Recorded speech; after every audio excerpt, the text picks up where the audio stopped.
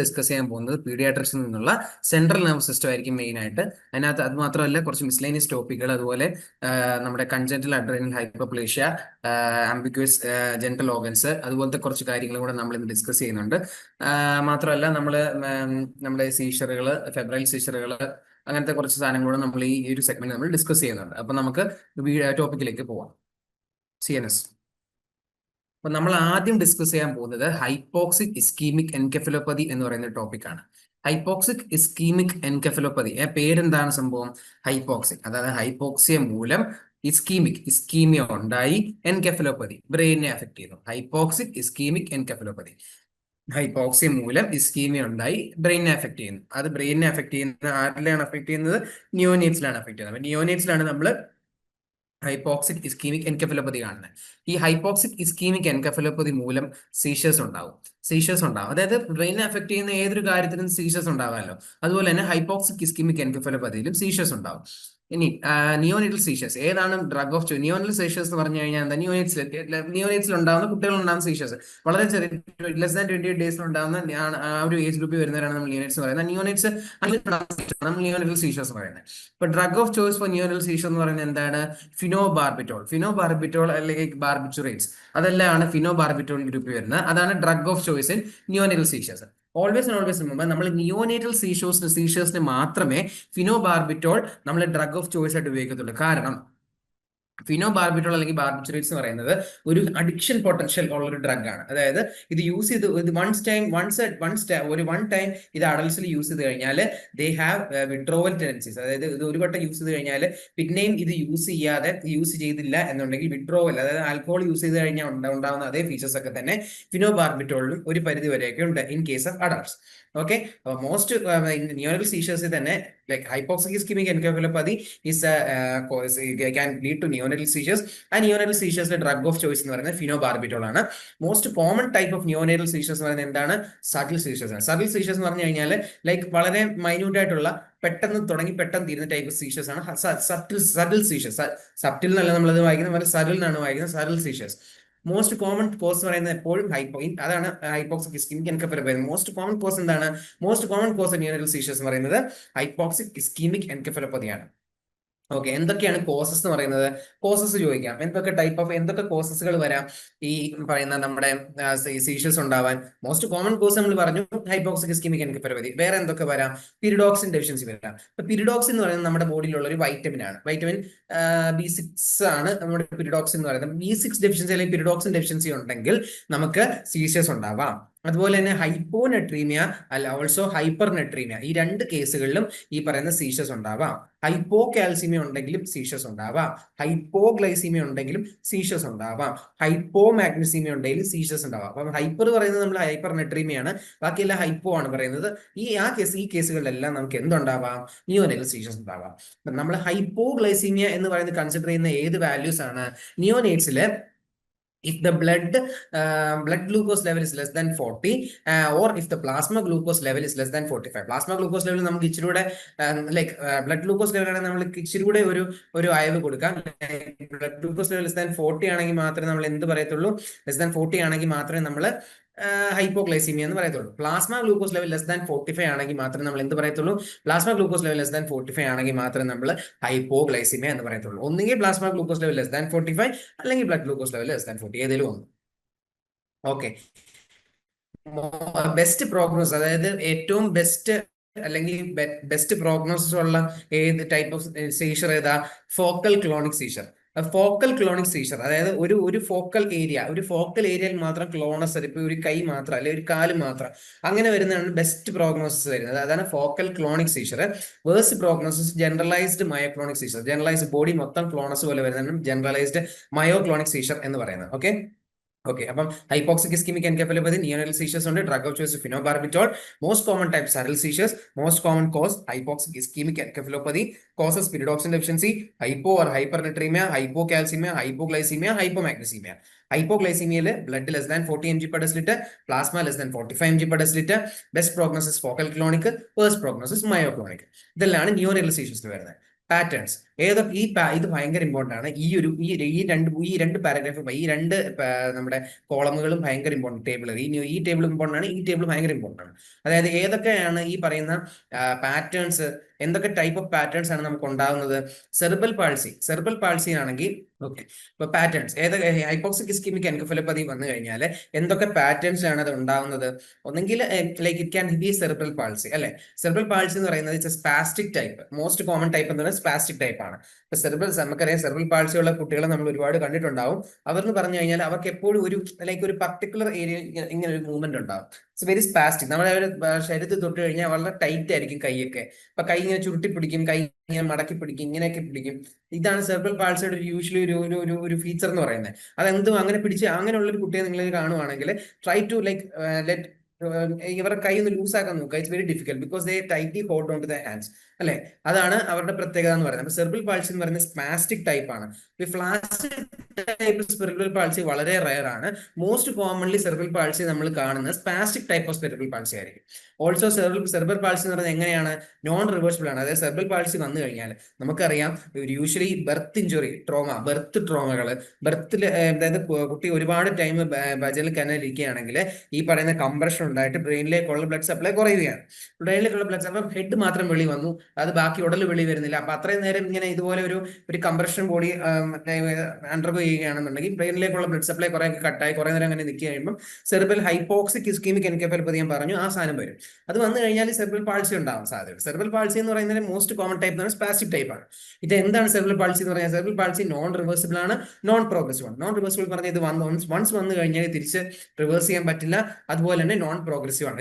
ഇത് വൺസ് വന്നു കഴിഞ്ഞാൽ അതേ ലെവലിൽ തന്നെ ആയിരിക്കും പിന്നീടുള്ള ലൈഫിൽ. അതിൽ കൂടുതലും ഉണ്ടാവില്ല, കുറവും ഉണ്ടാവില്ല, റിവേഴ്സ് ചെയ്യാനും പറ്റില്ല. അതാണ് നോൺ റിവേഴ്സിബിൾ, നോൺ പ്രോഗ്രസീവ് എന്ന് പറയുന്നത്. അപ്പോൾ ഒരു ക്വസ്റ്റ്യൻ നമുക്ക് സാറിന് ചോദിക്കാനുള്ളത് എന്ന് പറഞ്ഞാൽ DPT വാക്സിൻ ഈ ആളുകൾക്ക് കൊടുക്കാൻ പറ്റുമോ, സെർബൽ പാൾസിയുള്ള കുട്ടികൾക്ക് DPT വാക്സിൻ കൊടുക്കാൻ പറ്റുമോ എന്നുള്ളതാണ് ഒരു ക്വസ്റ്റ്യൻ. എന്താണ് അതിന്റെ ആൻസർ? DPT വാക്സിൻ നമുക്ക് കൊടുക്കാൻ പറ്റും. ഈ ക്വസ്റ്റ്യൻ ചോദിക്കാനുള്ള കാര്യം തന്നെ DPT വാക്സിൻ ഒരു പ്രത്യേകതയുണ്ട്. DPT വാക്സിൻ ന്യൂറോളജിക്കൽ ഡെഫിസിറ്റ് ഉള്ള ആളുകൾക്ക് അല്ലെങ്കിൽ ന്യൂറൽ ഇഞ്ചുറി ഉള്ള ആളുകൾക്ക് നമ്മൾക്ക് എന്ത് കൊടുക്കാൻ പറ്റില്ല? നമുക്ക് DPT വാക്സിൻ കൊടുക്കാൻ പറ്റില്ല. DPT വാക്സിൻ അങ്ങനെ ഒരു പ്രത്യേകതയാണ്. കാരണം DPT വാക്സിനിലെ ഡിഫ്തീരിയ, പെട്രൂസിസ്, ടെറ്റനസ് ആണ് DPT വാക്സിനുള്ളത്. അപ്പൊ പെട്രൂസിസ് എന്ന് പറഞ്ഞാൽ അതൊരു എ സെല്ലുലാർ കമ്പോണന്റ് ആണ് നമ്മുടെ പെട്രൂസിസ് എന്ന് പറയുന്നത്. ഈ പെട്രൂസിസ് കമ്പോണന്റ് നമ്മുടെ ഈ ന്യൂറോളജിക്കൽ ഇഞ്ചുറി ഉള്ള ബേബിയെ ഹാം ചെയ്യാനുള്ള പൊട്ടൻഷ്യൽ ഉണ്ട്. അപ്പൊ അങ്ങനെയുള്ള കുട്ടികളിൽ നമ്മൾ എന്ത് കൊടുക്കില്ല? DPT വാക്സിൻ കൊടുക്കില്ല. അതാണ് ഇവിടെ എഴുതിയിരിക്കുന്നത്. Contra indicated progressive encephalopathy brain injury. പക്ഷേ നോൺ റിവേഴ്സിബിൾ, നോൺ പ്രോഗ്രസീവ് ആയിട്ടുള്ള സെർബൽ പാൾസി ആണ് already it is known reversible. അത് നോൺ പ്രോഗ്രസീവ് ആണ്, മുമ്പോട്ടും പോകത്തില്ല. എന്തൊക്കെ ചെയ്താലും അത് അഡ്വാൻസ് ചെയ്യത്തില്ല. അപ്പോൾ സെർബൽ പാൾസി നമുക്കത് കൊടുക്കാൻ പറ്റും. അതാണ് ഒരു question. DPT vaccine can it be given in cerebral palsy? Yes, DPT vaccine can be given in cerebral palsy. Okay. Term infant എന്ന് പറഞ്ഞു കഴിഞ്ഞാൽ ഇറ്റ്സ് പാരസൈറ്റൽ ഇഞ്ചുറി. ഇപ്പൊ term infant like it can be രണ്ട് type വരാം. അതായത് നമ്മുടെ ഈ cerebral പാൾസിക്കകത്ത് സെർബൽ പാൾസി ഓഫ് കോഴ്സ് എന്ന് പറയുന്നത്, സെർബൽ പാൾസി എന്ന് പറഞ്ഞു കഴിഞ്ഞാൽ ചുമ്മാ ഇരിക്കത്തില്ലല്ലോ. ഇറ്റ് ക്യാൻ ബി പാരാപ്ലീജിയ ഉണ്ടാവാം, ക്വാഡ്രിപ്ലീജിയ ഉണ്ടാവാം, ഡൈപ്ലീജിയ ഉണ്ടാവാം. ഇതെല്ലാം ഈ പറയുന്ന സെർബൽ പാൾസിയിൽ ഉണ്ടാവാവുന്ന സാധനങ്ങളാണ്. ഈ പാറ്റേൺസ് ഓഫ് സെർബൽ പാൾസിയാണ് നമ്മൾ ഡിസ്കസ് ചെയ്യുന്നത്. സെർബൽ പാൾസി എന്ന് അതായത് ഏറ്റവും most common type of cerebral palsy spastic ടൈപ്പാണ്. അതിൽ തന്നെ നമുക്ക് ചിലപ്പോൾ ഈ പറയുന്ന പോലെ ക്വാഡ്രിപ്ലീജിയ ഉണ്ടാവാം, ചിലപ്പോൾ ഈ പറയുന്ന പോലെ ഒരു സ്പാസ്റ്റിക് ടൈപ്പ് മാത്രമായിട്ട് ഒതുങ്ങി കൂടാം, ചിലപ്പോൾ ഡൈപ്ലീജിയ ഉണ്ടാവും. അറിയാലോ എന്തൊക്കെയാണ് ഇതെന്ന്. ക്വാഡ്രിപ്ലീജിയ എന്ന് പറഞ്ഞാൽ രണ്ട് കൈയും രണ്ട് കാലും പാരലൈസ് ആയി പോകുന്നതിന് ലൈക്ക് സ്പാസ്റ്റിക് പാരലിസിസ് ആയിരിക്കും, മനസ്സിലായോ?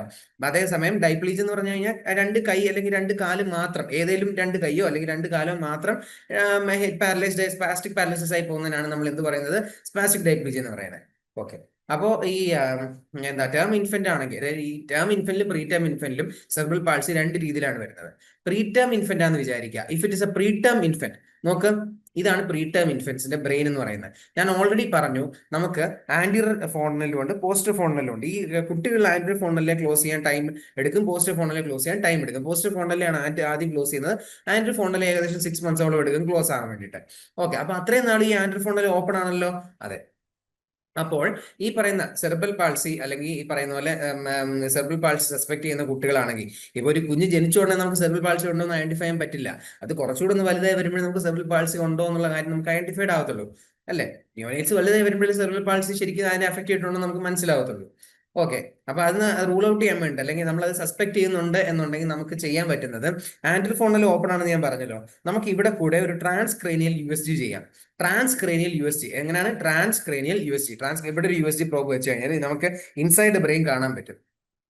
പ്രീ ടേം ഇൻഫൻസ് ആണെങ്കിൽ, അതായത് പ്രീ ടേം ഇൻഫൻസിലാണ് ഈ ഇഞ്ചുറി പറ്റിയിട്ടുണ്ടെങ്കിൽ, കാരണം പ്രീ ടേം ഇൻഫൻസ് അതായത് മാസം തികയുന്നതിന് മുന്നേ ജനിച്ച കുട്ടികളാണെങ്കിൽ ഇവരുടെ വെൻട്രിക്കിൾസിന് ചുറ്റും ഹെമറേജ് ഉണ്ടായിരിക്കും. ഇതാണ് ഇവരുടെ ventricles. This is the lateral ventricle, this is the third ventricle. അപ്പൊ തേർഡ് വെൻട്രിക്കിൾ യൂഷ്വലി ലൈക്ക് നമ്മുടെ എന്താ പറയുക, ഇങ്ങനെ ഒരു പിക്ചറാണ് നമുക്ക് ഈ പറയുന്ന ട്രാൻസ്ക്രൈനിയൽ USG ചെയ്യുമ്പോൾ കാണാൻ പറ്റുന്നത്. അപ്പൊ ഈ വെൻട്രിക്കിൾസിന് ചുറ്റും ഹെമറേജ് ഉണ്ടായിരിക്കും. In case of a preterm ഇൻഫന്റിന് ഉണ്ടാകുന്ന ബ്രെയിൻ ഇഞ്ചുറിയിൽ, അല്ലെങ്കിൽ പ്രീ ടേം ഇൻഫന്റിലെ സെറിബ്രൽ പാൾസിയിലെ ഏറ്റവും കോമൺലി കാണുന്ന ഒരു ഇഞ്ചുറി എന്ന് പറയുന്നത് പെരി വെൻട്രിക്കുലർ ഹെമറേജ് ആണ്. ഓക്കെ, ഇപ്പൊ പ്രീ ടേം ഇൻഫന്റ് ആണെങ്കിൽ നമ്മൾ എന്ത് ചെയ്യും? നമ്മൾ ആൻഡ്രൂ ഫോണിലെ കൂടെ ട്രാൻസ്ക്രൈനിയൽ USG ചെയ്യും. ട്രാൻസ്ക്രൈനിയൽ USG ചെയ്യുമ്പോൾ നമ്മൾ കാണുന്ന ഒരു പിക്ചർ ഇത് ഇങ്ങനത്തെ ഒരു പിക്ചർ ആണ്. ഇവിടെ പെരി വെൻട്രിക്കുലർ ഹെമറേജ് ആണ് in case of cerebral palsy ഏറ്റവും കോമൺലി കാണുന്ന injury in case of preterm infants. അപ്പൊ പെരി വെൻട്രിക്കുലർ ഹെമറേജ് ഉണ്ടാവും. അപ്പൊ ഓവർ ദി ഇയേഴ്സ് ഈ പെരി വെൻട്രിക്കുലർ ഹെമറേജ് അത് കാൽസിഫൈ, ലൈക്ക് അതിനൊരു വൈറ്റിഷ് അപ്പിയറൻസ് ഉണ്ടാവും. അതിന്റെ പേരാണ് പെരി വെൻട്രിക്കുലർ ലൂക്കോമലേഷ്യ എന്ന് പറയുന്നത്. അപ്പൊ because of this periventricular haemorrhage or periventricular leukomalacia, there is a type of injury that is a spastic diplegia. അപ്പൊ cerebral പാൾസിയുടെ വൺ ഓഫ് ദ ടൈപ്സ് ആണ് spastic diplegia എന്ന് പറയുന്നത്. It is seen in preterm infants because of periventricular leukomalacia. എന്താണ് കാണുന്നത്? ഇത് question ആണ്, ഇങ്ങനെ ചോദിക്കും. Cerebral palsy in preterm infants due to periventricular haemorrhage or periventricular leukomalacia and type seen is spastic diplegia. Term infants ആണെങ്കിൽ parasagittal injury ആണ് കാണുന്നത്. അതായത് പാരാസൈജൽ എന്ന് പറഞ്ഞാൽ ഇതിന് ചുറ്റും, അതായത് സൈജേറ്റൽ ഏരിയ, ലൈക്ക് ഇതിനിങ്ങനെ ഒരു ലൈക്ക് ഇതെന്ന് പറഞ്ഞാൽ വെൻട്രിക്കിളിന് അടുത്താണ്, പാരാസൈജൽ വന്നാൽ ഇതിന് ചുറ്റുമാണ് വരുന്നത്. അപ്പോൾ പാരാസൈജൽ ഇഞ്ചുറി ആണ് നമ്മൾ കാണുന്നത് എന്നുണ്ടെങ്കിൽ ദാറ്റ് ഇസ് കോസിങ് സ്പാസ്റ്റിക് ക്വാഡ്രിപ്ലീജിയ.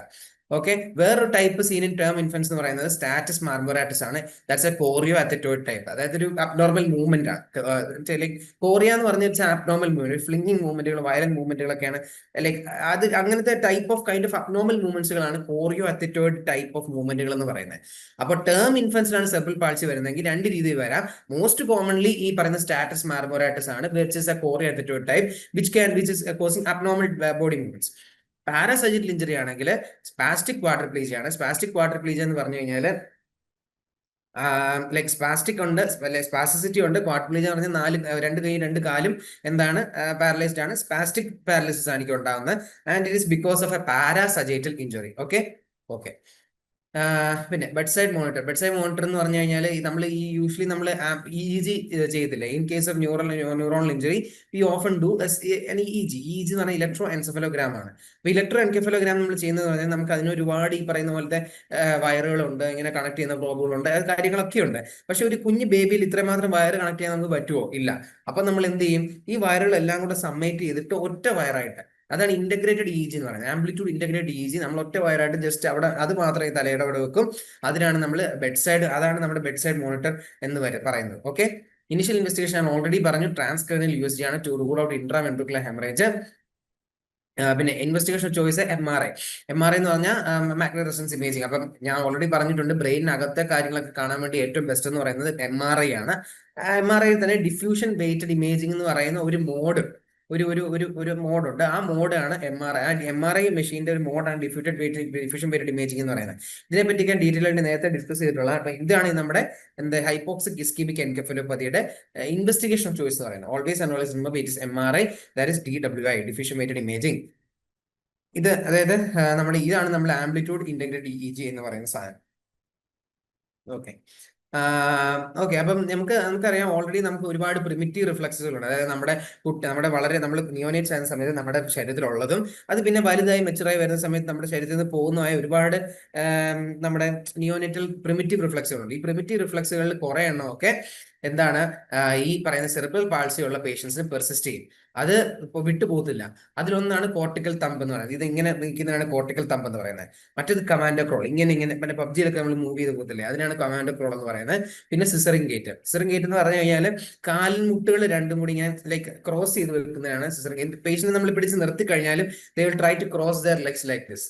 ഇങ്ങനെ കാലിങ്ങനെ ക്രോസ് ചെയ്ത് ഇങ്ങനെ നിൽക്കാൻ പറ്റും. അത് ലൈക്ക് അവർക്ക് പ്രോപ്പർ ഗേറ്റ് ഉണ്ടായിരിക്കത്തില്ല. They will always try to cross their legs. അതിനാണ് നമ്മൾ എന്ത് പറയുന്നത്, സിസറിൻ ഗേറ്റ് എന്ന് പറയുന്നത്. ഓക്കെ, അപ്പൊ ഇതാണ് നമ്മുടെ hypoxic ischaemic encephalitis cerebral palsy. Cerebral palsy always and always remember most common type spastic type ആണ്. പ്രീടേം ഇൻഫന്റ് ആണെങ്കിൽ spastic diplegia, periventricular because of periventricular leukomalacia, and term infant ആണെങ്കിൽ parasagittal injury causing spastic quadriplegia. Status marmoratus ആണ് term ഇൻഫന്റിൽ most common, that is because of chorea type.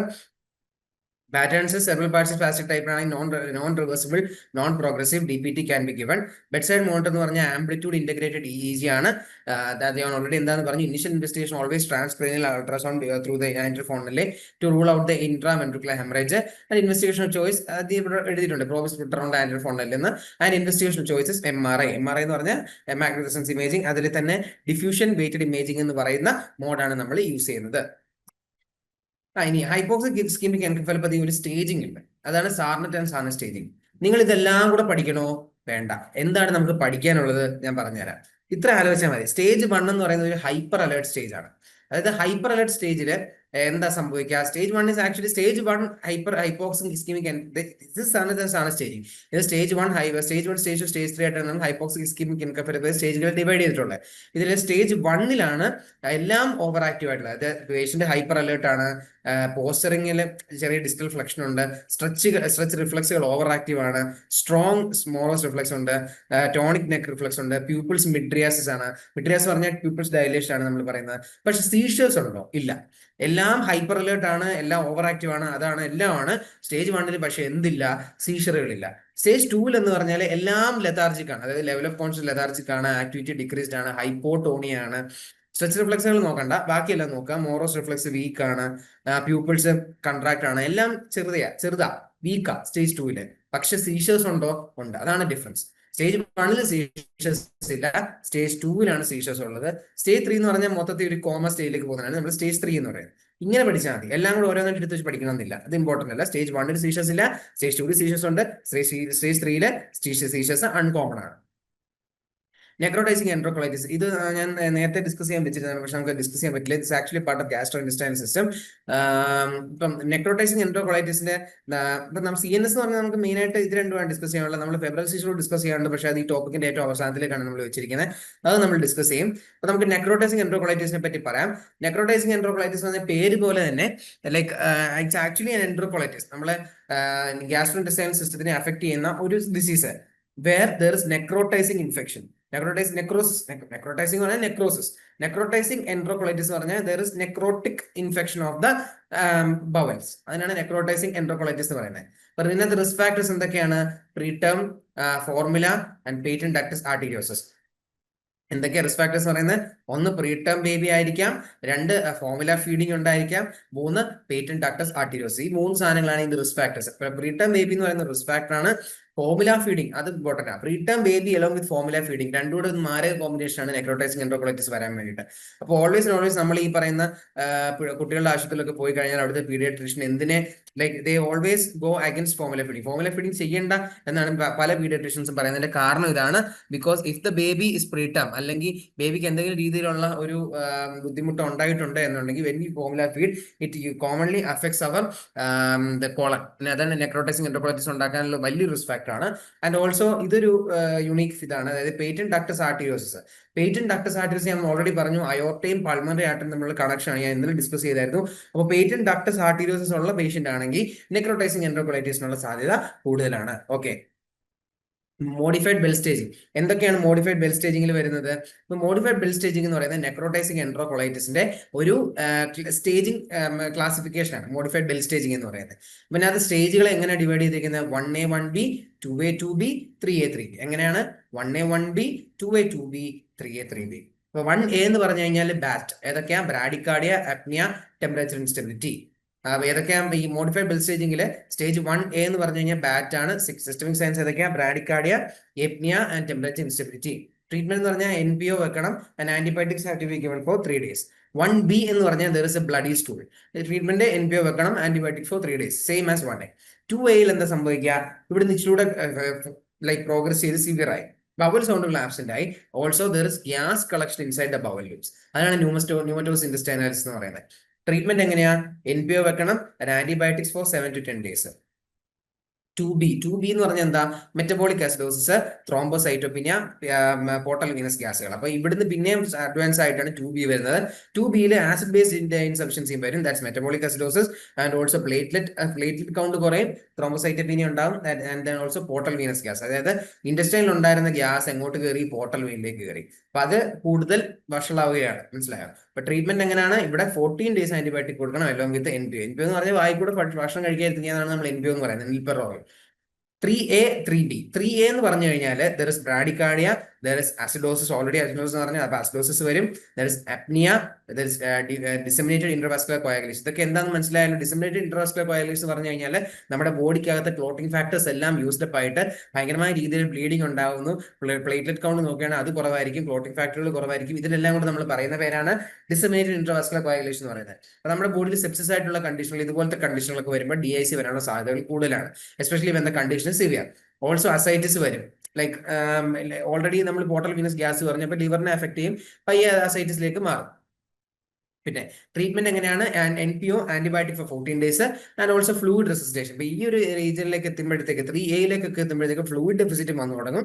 അപ്പോൾ നമുക്ക് ഐനോട്രോപിക് support, fluid റെസിസ്റ്റേഷൻ കൊടുക്കണം. ഐനോട്രോപിക് support കൊടുക്കുന്ന BP maintain ചെയ്യാൻ, fluid റെസിസ്റ്റേഷൻ, ഹൈപ്പോവോളിയമേ ഉണ്ടാവാതിരിക്കാൻ വേണ്ടിയിട്ട്. 3B എന്ന് പറഞ്ഞു കഴിഞ്ഞാൽ ഈ ബവൽ പെർഫറേറ്റ് ആവും. ന്യൂമറ്റോസിന്റേസ് എന്ന് പറഞ്ഞാൽ മറ്റേ വേറെ എന്താ ബവലായിരുന്നല്ലോ, അവിടുന്ന് ഈ ബവൽ ഇവിടെ 3Bയിലേക്ക് എത്തുമ്പോഴത്തേക്ക് പെർഫറേറ്റ് ആവും. പെർഫറേറ്റ് ആയിട്ട് air collection inside peritoneum, there will be air under the right diaphragm. ഞാൻ അതിനെപ്പറ്റി കൂടുതൽ സർജറി ഡിസ്കസ് ചെയ്തതാണ്. അത് ട്രീറ്റ്മെന്റ് ന്യൂ പെരിറ്റോണിയം വന്നു കഴിഞ്ഞാൽ ഒബ്വിയസ്ലി നമ്മുടെ breach of the bowel continuity, അതായത് പെനട്രേഷൻ, അതായത് rupture of the bowel membrane, bowel ഉണ്ടായി. അപ്പൊ അങ്ങനെ ഉണ്ടായി കഴിഞ്ഞ് കഴിഞ്ഞാൽ ഒബ്വിയസ്ലി എന്താ ചെയ്യേണ്ടത്? നമുക്ക് എമർജൻസി ലാപ്രോട്ടമി ചെയ്യണം, and that is a surgery. അതാണ് ട്രീറ്റ്മെന്റ് എന്ന് പറയുന്നത്. അപ്പൊ നെക്രോട്ടിസിങ് എൻഡോകൊളൈറ്റിസ്, റിസ്ക് ഫാക്ടേഴ്സ് എന്ന preterm, formula feeding, and patent ductus arteriosus. ഒന്നുകൂടെ പറയാം, റിസ്ക് ഫാക്ടേഴ്സ് പറഞ്ഞാൽ preterm, formula feeding, and patent ductus arteriosus. Modified Bell stage risk factors preterm, formula feeding, patent ductus arteriosus, modified bell staging, stage 1A, BAT, the systemic signs are bradycardia, apnea, and temperature instability. Treatment NPO and antibiotics for 3 days. 1B എന്ന് പറഞ്ഞാൽ grossly bloody stool, treatment same as 1A. 2A എന്ന് പറഞ്ഞാൽ absent bowel sounds and pneumatose intestinalis, treatment NPO, antibiotics for 7 to 10 days. 2B എന്ന് പറയുമ്പോഴത്തേക്ക് നമുക്ക് metabolic acidosis വരും, കൂടുതൽ severe ആയി തുടങ്ങി, പ്ലേറ്റഡ് കൗണ്ടുകൾ കുറയും, പോർട്ടൽ വെയിനിൽ ഗ്യാസ് വരും. അതാണ് 2B എന്ന് പറയുന്നത്.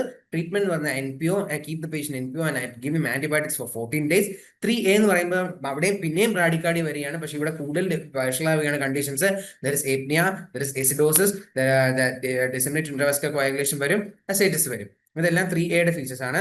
അതുപോലെ NPO, antibiotics for 14 days, fluid resuscitation, inotropic support, ഇതെല്ലാം 3Aയുടെ ട്രീറ്റ്മെന്റ് ഭാഗമായിട്ട് വരും. 3Bയിൽ ന്യൂമോപെരിറ്റോണിയം വരും in case of like necrotising enterocolitis, and treatment there is surgery. 3Bയുടെ ട്രീറ്റ്മെന്റ് എന്ന് പറയുന്നത് ദർ ഇസ് സർജറി. ഓക്കെ, അപ്പൊ ഇതാണ് നമ്മുടെ ഈ പോർട്ടൽ വീനസ് ഗ്യാസ് കാണിച്ചിരിക്കുന്നുണ്ടോ? ഈ ഇതാണ് നമ്മുടെ ചെറിയ പോർട്ടൽ വെയിനുകൾ എന്ന് പറയുന്നത്. അപ്പൊ പോർട്ടൽ വെയിനിൽ ഗ്യാസ് വരുന്നതാണ് ഇതിന് ബ്ലാക്കിഷ് കളറിൽ നമുക്ക് കാണാൻ പറ്റുന്നത്, അല്ലെങ്കിൽ നമുക്ക് കാണാൻ പോലും പറ്റില്ല. 2 എന്ന് പറയുന്നതാണ് ഈ 2 എന്ന് മാർക്ക് ചെയ്ത് വെച്ചിരിക്കുന്ന ന്യൂമറ്റോസിന്റെ. ഇതാണ് നമ്മുടെ ബവൽ ലൂപ്പുകൾ എന്ന് പറയുന്നത്. അപ്പൊ ബവൽ ലൂപ്പിൽ ശ്രദ്ധിച്ച് നോക്കിക്കഴിഞ്ഞാൽ ചെറിയ എയർ കളക്ഷനുകൾ കാണാം. അതിനാണ് നമ്മൾ ന്യൂമറ്റോസ് ഇന്റെസ്റ്റൈനൽസ് എന്ന് പറയുന്നത്. That is air trapped in the bowel വേൾ. കേട്ടോ, ലീനിയർ ലൂസൻസി, അതാണ് ഈ ചെറിയ വെള്ള വര പോലെ കാണുന്നത്, അതാണ് linear lucency. That is indicative of pneumatosis intestinalis. Football sign എന്ന് പറയുന്നത് നിയോനേറ്റ്സിലെ ന്യൂമോ പെരിറ്റോണിയം ഉണ്ടാകുന്ന സാധനമാണ്. കണ്ട, ഈ ബവൽ ഇങ്ങനെ ഈ അബ്ഡോമൻ ഇങ്ങനെ പെരിറ്റോണിയം ഇങ്ങനെ ഡിസ്റ്റർഡ് ആയിട്ടിരിക്കും. That's because air collection inside the peritoneum because of the rupture of the bowel. Okay, bowel ലൂപ്പുകൾ റപ്ചർ മൂലം ന്യൂമോ പെരിറ്റോണിയം ഉണ്ടാകുന്നു, ഫുട്ബോൾ സൈൻ ഉണ്ടാകുന്നു. ന്യൂമോ പെരിറ്റോണിയം അല്ലെങ്കിൽ ഫുട്ബോൾ സൈൻ ഏത് സ്റ്റേജിലാണ് കാണുന്നതെന്ന് ചോദിച്ചാൽ stage 3B, treatment surgery. Okay, ഇനിയും കുറച്ച് മിസ്ലേനിയസ് ടോപ്പിക്കുകൾ നമുക്ക് ഇത് ആക്ച്വലി ഒരു SPM ടോപ്പിക്കാണ്. ഈ പറയുന്നത് SPM എന്ന് പറഞ്ഞാൽ നമ്മുടെ കമ്മ്യൂണിറ്റി മെഡിസിൻ ടോപ്പിക്കുകളാണ്. പിന്നെ അത് കോൺസ്റ്റുവൻസിനെ പറ്റി നമ്മൾ ഡിസ്കസ് ചെയ്യുന്നത്. ഒന്ന് like we are comparing breast milk with cows milk. Okay, proteins നോക്കുകയാണെങ്കിൽ ഓവറോൾ ടോട്ടൽ പ്രോട്ടീൻ കണ്ടന്റ് എന്ന് പറഞ്ഞാൽ കൗസ് മിൽക്കിലാണ് ഒബ്വിയസ്ലി കൂടുതൽ. കെസീൻ എന്ന് പറയുന്ന കമ്പണന്റ് നോക്കിയാലും കൗസ് മിൽക്കിലാണ് കൂടുതൽ. പക്ഷേ സോലുബിൾ പ്രോട്ടീനുകൾ ആർക്കാ കൂടുതൽ? ബ്രസ്റ്റ് മിൽക്കിലാണ് കൂടുതൽ. ഈ സോലുബിൾ പ്രോട്ടീനാണ് ആക്ച്വലി വാട്ട് മാറ്റേഴ്സ്. ഈ സോലുബിൾ പ്രോട്ടീനുകളാണ് ബേബി കുടിച്ചു കഴിഞ്ഞാൽ അവർക്ക് അബ്സോർബ് ചെയ്യാൻ പറ്റുന്നത്. കൗസ് മിൽക്കിലെ പ്രോട്ടീനുകളിൽ സോലുബിൾ പ്രോട്ടീനുകളുടെ കണ്ടന്റ് 5 ഉള്ളൂ. ഈ ബ്രസ്റ്റ് മിൽക്ക് 11 പ്രോട്ടീൻ ഉള്ളിടത്ത് 7 സോലുബിൾ പ്രോട്ടീനാണ്. അപ്പൊ അത് കൂടുതൽ നമുക്ക് ഈ ആൾക്ക് ഈ കുട്ടിക്ക് ഈ മിൽക്ക് കുടിച്ചു കഴിഞ്ഞാൽ ആ മിൽക്കിൽ കൂടെ ഈ പ്രോട്ടീൻസ് ബ്ലഡിലേക്ക് like can absorb those protein. നമുക്ക് ബോഡിക്ക് ആവശ്യമുള്ള പ്രോട്ടീൻ ഈ പറയുന്ന ബ്രസ്റ്റ് മിൽക്കിലാണ് കൂടുതലുള്ളത്. അതിനാണ് നമ്മൾ സോളിബിൾ പ്രോട്ടീൻ എന്ന് പറയുന്നത്. കാസീൻ കൂടുതൽ ആർക്കായിരിക്കും? കൗസ് മിൽക്കിലായിരിക്കും. വേ പ്രോട്ടീൻ കൂടുതൽ ആർക്കാന്ന് ചോദിച്ചാൽ അത് ബ്രസ്റ്റ് മിൽക്കിലായിരിക്കും. ഓക്കെ, അത് ഇവിടെ എഴുതി വെച്ചിട്ടുണ്ട്. Milk breast is rich in whey, hence it is superior. അതുകൊണ്ട് അതായത് milk breast milk is always superior in whey, അല്ലെ richer in whey. Whey protein ആർക്കാ കൂടുതൽ? ബ്രസ്റ്റ് മിൽക്കിനാണ്. Okay okay. Soluble protein breast മിൽക്കിലാണ് 7, കൗസ് മിൽക്കിലാണ് 5. കെസീൻ ബ്രസ്റ്റ് മിൽക്കിലാണ് 4, cow's മിൽക്കിലാണ് 28. പ്രോട്ടീൻസ് ബ്രസ്റ്റ് മിൽക്കിലാണ് 11, കൗസ് മിൽക്കിലാണ് 33.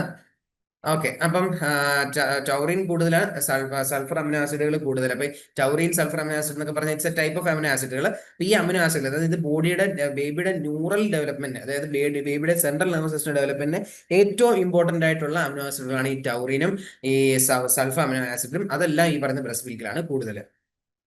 ലാക്ടോസ് കണ്ടന്റ് ബ്രസ്റ്റ് മിൽക്കിൽ 70 ആണ്, കൗസ് മിൽക്കിൽ 50 ആണ്. അപ്പം ലാക്ടോസ് ബ്രസ്റ്റ് മിൽക്കിലാണ് കൂടുതൽ, more than cows milk. Okay, അപ്പൊ കാൽഷ്യം ഫോസ്ഫറസ് എടുക്കുകയാണെങ്കിൽ ഈ പറയുന്ന ഇൻക്രീസ് അബ്സോർബിൾ എമൗണ്ട്, അതായത് കാൽഷ്യം ഫോസ്ഫറസ് എപ്പോഴും കൂടുതൽ കൗസ് മിൽക്കിലായിരിക്കും. കൗസ് മിൽക്കിൽ ഒന്നുണ്ട് കാൽഷ്യം, ഒന്നുണ്ട് ഫോസ്ഫറസ്. മറ്റേ നമ്മൾ ആബ്സലൂട്ട് വാല്യൂ എടുത്തു കഴിഞ്ഞാൽ കാൽഷ്യം ബ്രസ്റ്റ് മിൽക്ക് 0.33 ഉള്ളൂ, ഫോസ്ഫറസ് 0.15 ഉള്ളൂ. യെസ്, അതെല്ലാം ശരിയാണ്. പക്ഷെ ഒരു പ്രശ്നമുണ്ട് അതിനകത്ത്. ഈ ബ്രസ്റ്റ് മിൽക്കിലെ ഈ കമ്പോണൻസിൽ ഈ ഒരു amount is actually more absorbable than what is available in cows milk. Cows milk ഇത്രയും കൂടുതൽ ഉണ്ടെന്ന് പറഞ്ഞിട്ട് കാര്യമില്ല. ഈ ചെറിയ എമൗണ്ട് ആണ് കൂടുതൽ absorbable which is present in breast milk. അതുകൊണ്ട് തന്നെ ഇവിടെയും ഈ ഒരു കാര്യത്തിൽ എടുത്താലും ബ്രസ്റ്റ് മിൽക്ക് തന്നെയാണ് സുപ്പീരിയർ. അബ്സോർബിൾ ആണെങ്കിൽ മാത്രമല്ല നമ്മുടെ ബോഡിയിലേക്ക് അത് എത്തത്തുള്ളൂ. അപ്പൊ പിന്നെ ഇതാണ് ഇച്ചിരി better. Milk versus rich in whey എന്ന് ഓൾറെഡി പറഞ്ഞു. Vitamin C and D. Vitamin C and D എന്ന് പറഞ്ഞാൽ യൂഷ്വലി ഈ വൈറ്റമിൻ സി ആൻഡ് ഡി എന്ന് പറയുന്ന മിൽക്കിൽ വളരെ കുറവാണ്. ഉള്ളതിൽ തന്നെ കൗസ് മിൽക്കിലാണ് ഈ പറയുന്ന രണ്ട് സാധനങ്ങളും പിന്നെയും കുറവ്. വൈറ്റമിൻ സിയും ഡിയും ബ്രസ്റ്റ് മിൽക്കിൽ കൂടുതലാണ്. വൈറ്റമിൻ സി ഏകദേശം 60 മില്ലിഗ്രാം ഉണ്ട്, ഏകദേശം 501 അല്ലെ 500 യൂണിറ്റുകളുണ്ട് vitamin D in breast milk. Cow's മിൽക്കിൽ 20 ഉള്ളൂ. ആൻഡ് 200 ഇതിന്റെ നേർ പകുതി, അതായത് 250 യൂണിറ്റുകളേ ഉള്ളൂ vitamin D in cows milk. Okay, always remember നമ്മളെ ആനിമൽ മിൽക്കുകൾ എടുത്തു കഴിഞ്ഞാൽ buffaloes milk is more superior than got milk, and got milk is more superior than cow milk. Breast milk ഏതൊക്കെ ഡെഫിഷ്യന്റ്? വൈറ്റമിൻ ഡിയിലെ, വൈറ്റമിൻ സിയിലും ഡെഫിഷ്യന്റ് ആണ്, അത് ഇവിടെ എഴുതിയിട്ടില്ല. ഈ വാല്യൂകൾ എന്ന് പറഞ്ഞാൽ ആക്ച്വലി ഡെഫിഷ്യന്റ് വാല്യൂസ് തന്നെയാണ്, ഒരുപാട് വലിയ വാല്യൂസ് ഒന്നും അല്ല. നമുക്ക് ഈ വാല്യൂകളൊന്നും പോരാ. Anyways, vitamin D, vitamin K and iron. Vitamin D, vitamin K, iron. രക്തം കട്ട പിടിക്കാൻ വേണ്ടി സഹായിക്കുന്ന വൈറ്റമിൻ ആണ് വൈറ്റമിൻ കെ എന്ന് പറയുന്നത്. Vitamin D, vitamin K and iron. Okay, vitamin D എന്ന് പറഞ്ഞു കഴിഞ്ഞാൽ less than 1 year. Vitamin D നമ്മൾ ഓൾറെഡി പറഞ്ഞു ബ്രസ്റ്റ് മിൽക്ക് ഈ വൈറ്റമിൻ ഡിയിൽ ഡെഫിഷ്യന്റ് ആണ്. അപ്പോൾ നമ്മൾക്ക് സപ്ലിമെന്റ് ചെയ്യണം. സപ്ലിമെന്റ് ചെയ്യാൻ വേണ്ടി നമ്മൾ സിറപ്പ് കൊടുക്കും. സിറപ്പ് കൊടുക്കുന്ന ഏത് ക്വാണ്ടിറ്റിയിലാണ്?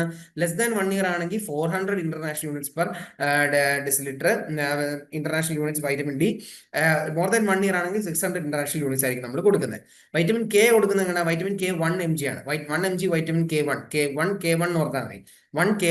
1 mg vitamin K1 at birth നമ്മൾ കൊടുക്കും. And also iron. ബ്രസ്റ്റ് മിൽക്കിൽ അയൺ ഇല്ല. ഇനി നെക്സ്റ്റ് ഷോർട്ട് സ്റ്റേച്ചർ. എന്താണ് ഷോർട്ട് സ്റ്റേച്ചർ? ഷോർട്ട് സ്റ്റേച്ചർ എന്ന് പറഞ്ഞു കഴിഞ്ഞാൽ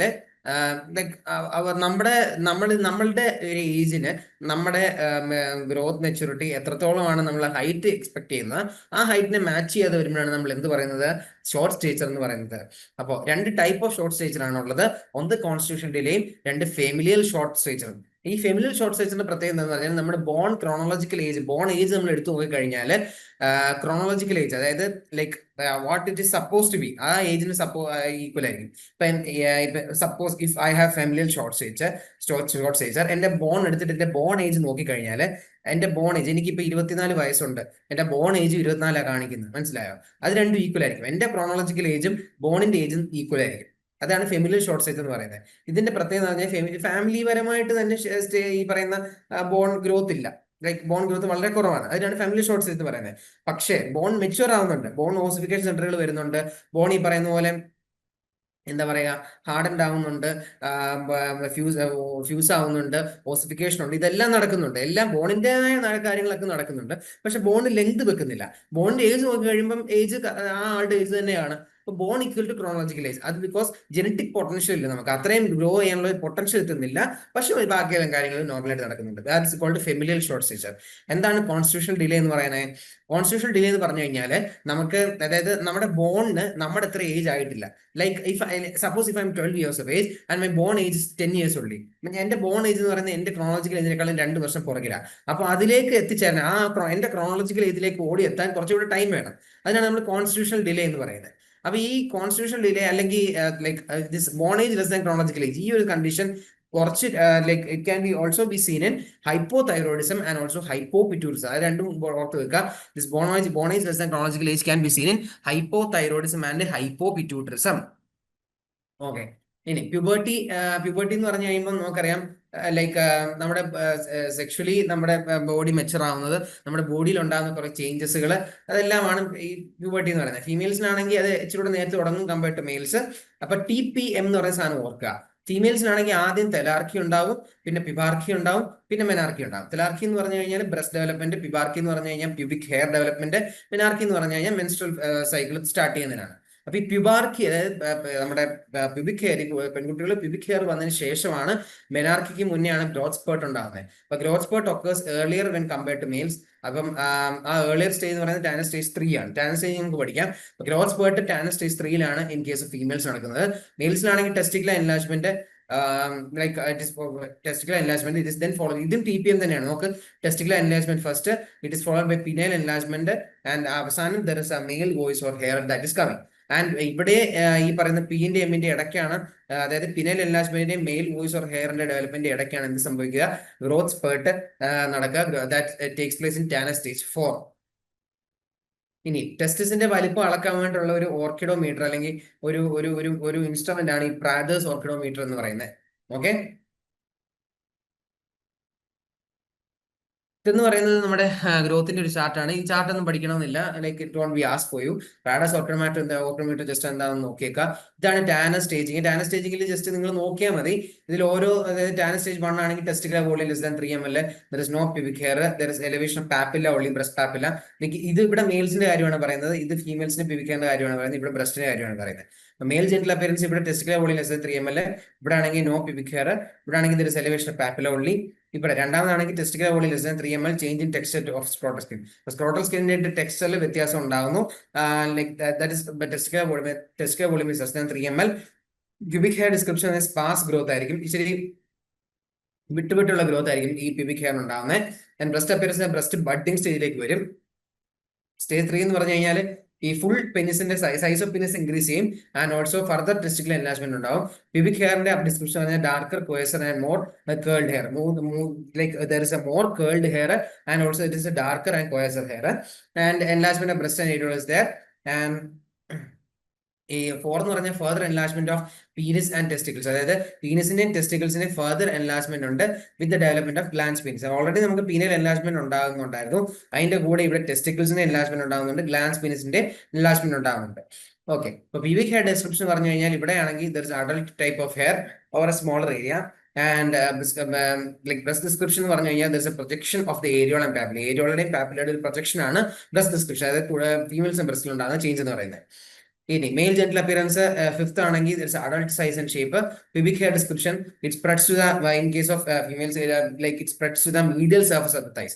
മറ്റേന്ന് പറഞ്ഞാൽ സ്റ്റേജ് 4 ഈ തൈസ് പെയറിംഗ് ആയിരുന്നു, തൈയിലേക്ക് സ്പ്രെഡ് ആവുന്നില്ലായിരുന്നു. 5 ആണെങ്കിൽ മീഡിയൽ സർഫസ് തൈയിലേക്ക് കൂടെ സ്പ്രെഡ് ചെയ്ത് തുടങ്ങും.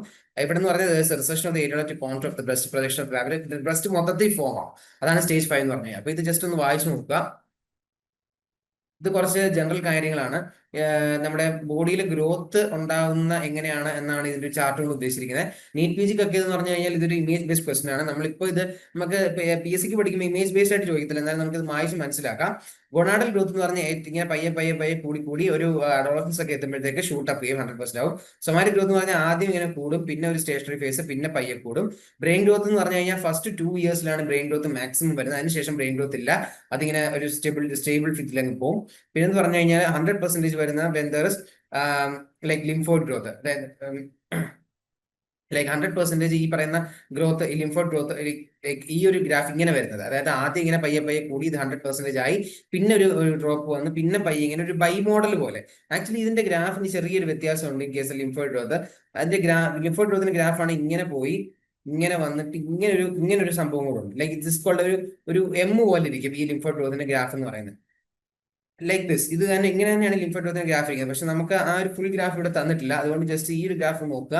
ഇപ്പൊ ബ്രെയിൻ ഗ്രോത്ത് ആണെങ്കിൽ first 2 years maximum, then continue. Somatic growth ഇങ്ങനെ പയ്യെ ഇൻക്രീസ് ആയി, പിന്നെ സ്റ്റേഷനിൽ പിന്നെ ഇൻക്രീസ് ചെയ്യാൻ. ഗോണഡൽ ഗ്രോത്ത് ആണെങ്കിൽ ഇങ്ങനെ പയ്യെ പയ്യെ പയ്യെ കൂടി അഡോളസൻസ് ആകുമ്പോഴത്തേക്ക് 100% ഏറ്റവും മുകളിലേക്ക് പോകും. പിന്നെ ലിംഫോഡ് ഗ്രോത്ത് ആണെങ്കിൽ പയ്യെ പയ്യെ പയ്യെ മുകളിലേക്ക് പോയി ഇങ്ങനൊരു പീക്ക് ഉണ്ടായി, പിന്നെ പയ്യെ താഴേക്ക് വന്ന്, പിന്നെ വേണമെങ്കിൽ ഒരു പീക്ക് കൂടെ ഉണ്ടാവും. അതിനാണ് നമ്മൾ ലിംഫോയിഡ് ഗ്രോത്തിന്റെ കർവ് എന്ന് പറയുന്നത്. ഇനി കുറച്ച് വാല്യൂസ് നമുക്ക് പഠിക്കാം, വളരെ വളരെ ഇമ്പോർട്ടന്റ് ആണ്, ചോദിക്കാൻ സാധ്യതയുണ്ട്. ഈ കഴിഞ്ഞ UPSC കൂടി ഇതിനായി ഈ ഒരു ടേബിളിൽ നിന്ന് ക്വസ്റ്റ്യൻ ചോദിച്ചാൽ, വെയിറ്റ് വിത്ത് ഏജ് ടേബിളിൽ നിന്ന് ക്വസ്റ്റ്യൻ ചോദിച്ചായിരുന്നു. ഓക്കെ, അപ്പൊ നമുക്ക് അത് ജസ്റ്റ് ഒന്ന് ഡിസ്കസ് ചെയ്യാം. അപ്പോൾ ബർത്തിലാണെങ്കിൽ if you take the birth weight to be x amount, take the 5-month birth weight as 2x amount, 1 year birth weight as 3x amount, 2 year birth weight as 4x amount, 3 year birth weight as 5x amount, 5 year birth weight as 6x amount, and 7 year as 7x, 10 year as 10x. Initially X എന്ന് പറഞ്ഞു തുടങ്ങി, 5 month ആയപ്പോൾ 2x ആയി, ഒരു വയസ്സായി കുട്ടിക്ക് 3x ആയിരുന്നു birth wait, അതായത് 3 into ബർത്ത് വെയിറ്റ് ആയി. 2 years ആകുമ്പോൾ 4 into ബർത്ത് വെയിറ്റ് ആയി, 3 years ആകുമ്പോൾ 5 into ബർത്ത് വെയിറ്റ് ആയി, 5 years ആകുമ്പോൾ 6 into ബർത്ത് വെയിറ്റ് ആയി, 7 years ആകുമ്പോൾ 7 into ബർത്ത് വെയിറ്റ് ആയി, 10 ആകുമ്പോൾ 10 into ബർത്ത് വെയിറ്റ് ആയി. ഇത് എക്സാം പോയിന്റ് ഓഫ് വ്യൂവിൽ മാത്രമല്ല, നിങ്ങൾ ഒരു GPക്ക് ഇരിക്കുമ്പോൾ പോലും നിങ്ങൾക്ക് ഭയങ്കരമായിട്ട് ഉപകാരപ്പെടുന്ന 3 കോളംസ് ആണ് ഇത്. ഇത് മനസ്സിലായെന്ന് പ്രതീക്ഷിക്കുന്നു. അടുത്ത ജസ്റ്റ് ഹൈറ്റ് വിത്ത് ഏജ് നമുക്ക് നോക്കാം.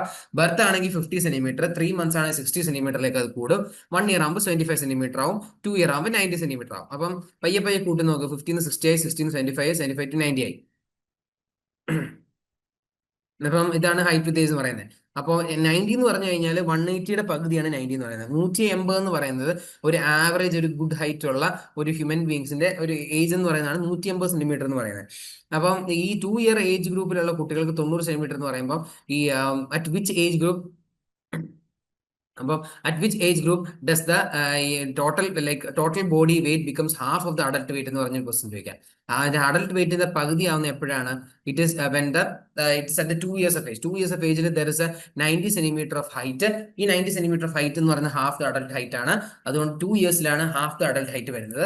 4 yearsൽ 100 സെന്റിമീറ്റർ, അതായത് ഹൈറ്റ് മൊത്തത്തിൽ ഡബിൾ ചെയ്യുന്ന എപ്പോഴാണെന്ന് ചോദിച്ചു കഴിഞ്ഞാൽ that is 4 year. Upper segment lower segment ratio ബർത്തിലാണെങ്കിൽ 1.8:1 ആണ് upper segment lower segment ratio. 3 വർഷം കഴിയുമ്പോൾ, അല്ലെങ്കിൽ 3-ാം വയസ്സിൽ upper segment lower segment ratio ഒക്കെ ആണെങ്കിൽ നോർമലി 1.3:1 ആയിരിക്കും. ആൻഡ് 7 yearsലാണെങ്കിൽ it is 1:1. Okay,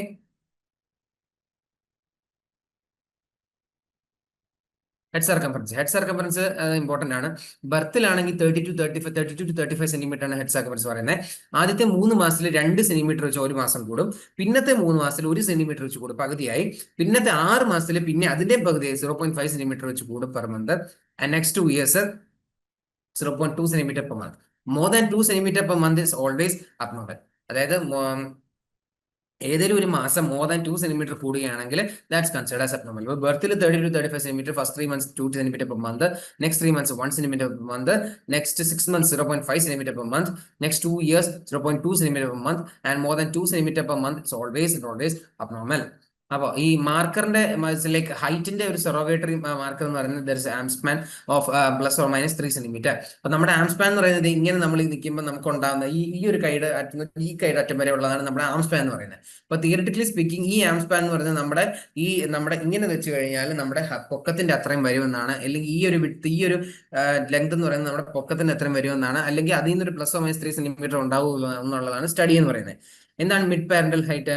mid parental height എന്ന് പറഞ്ഞാൽ like father plus mother weight divided by 2, father plus mother height divided by 2 ±6.5. അത് ആണ് ലൈക്ക് ±6.5.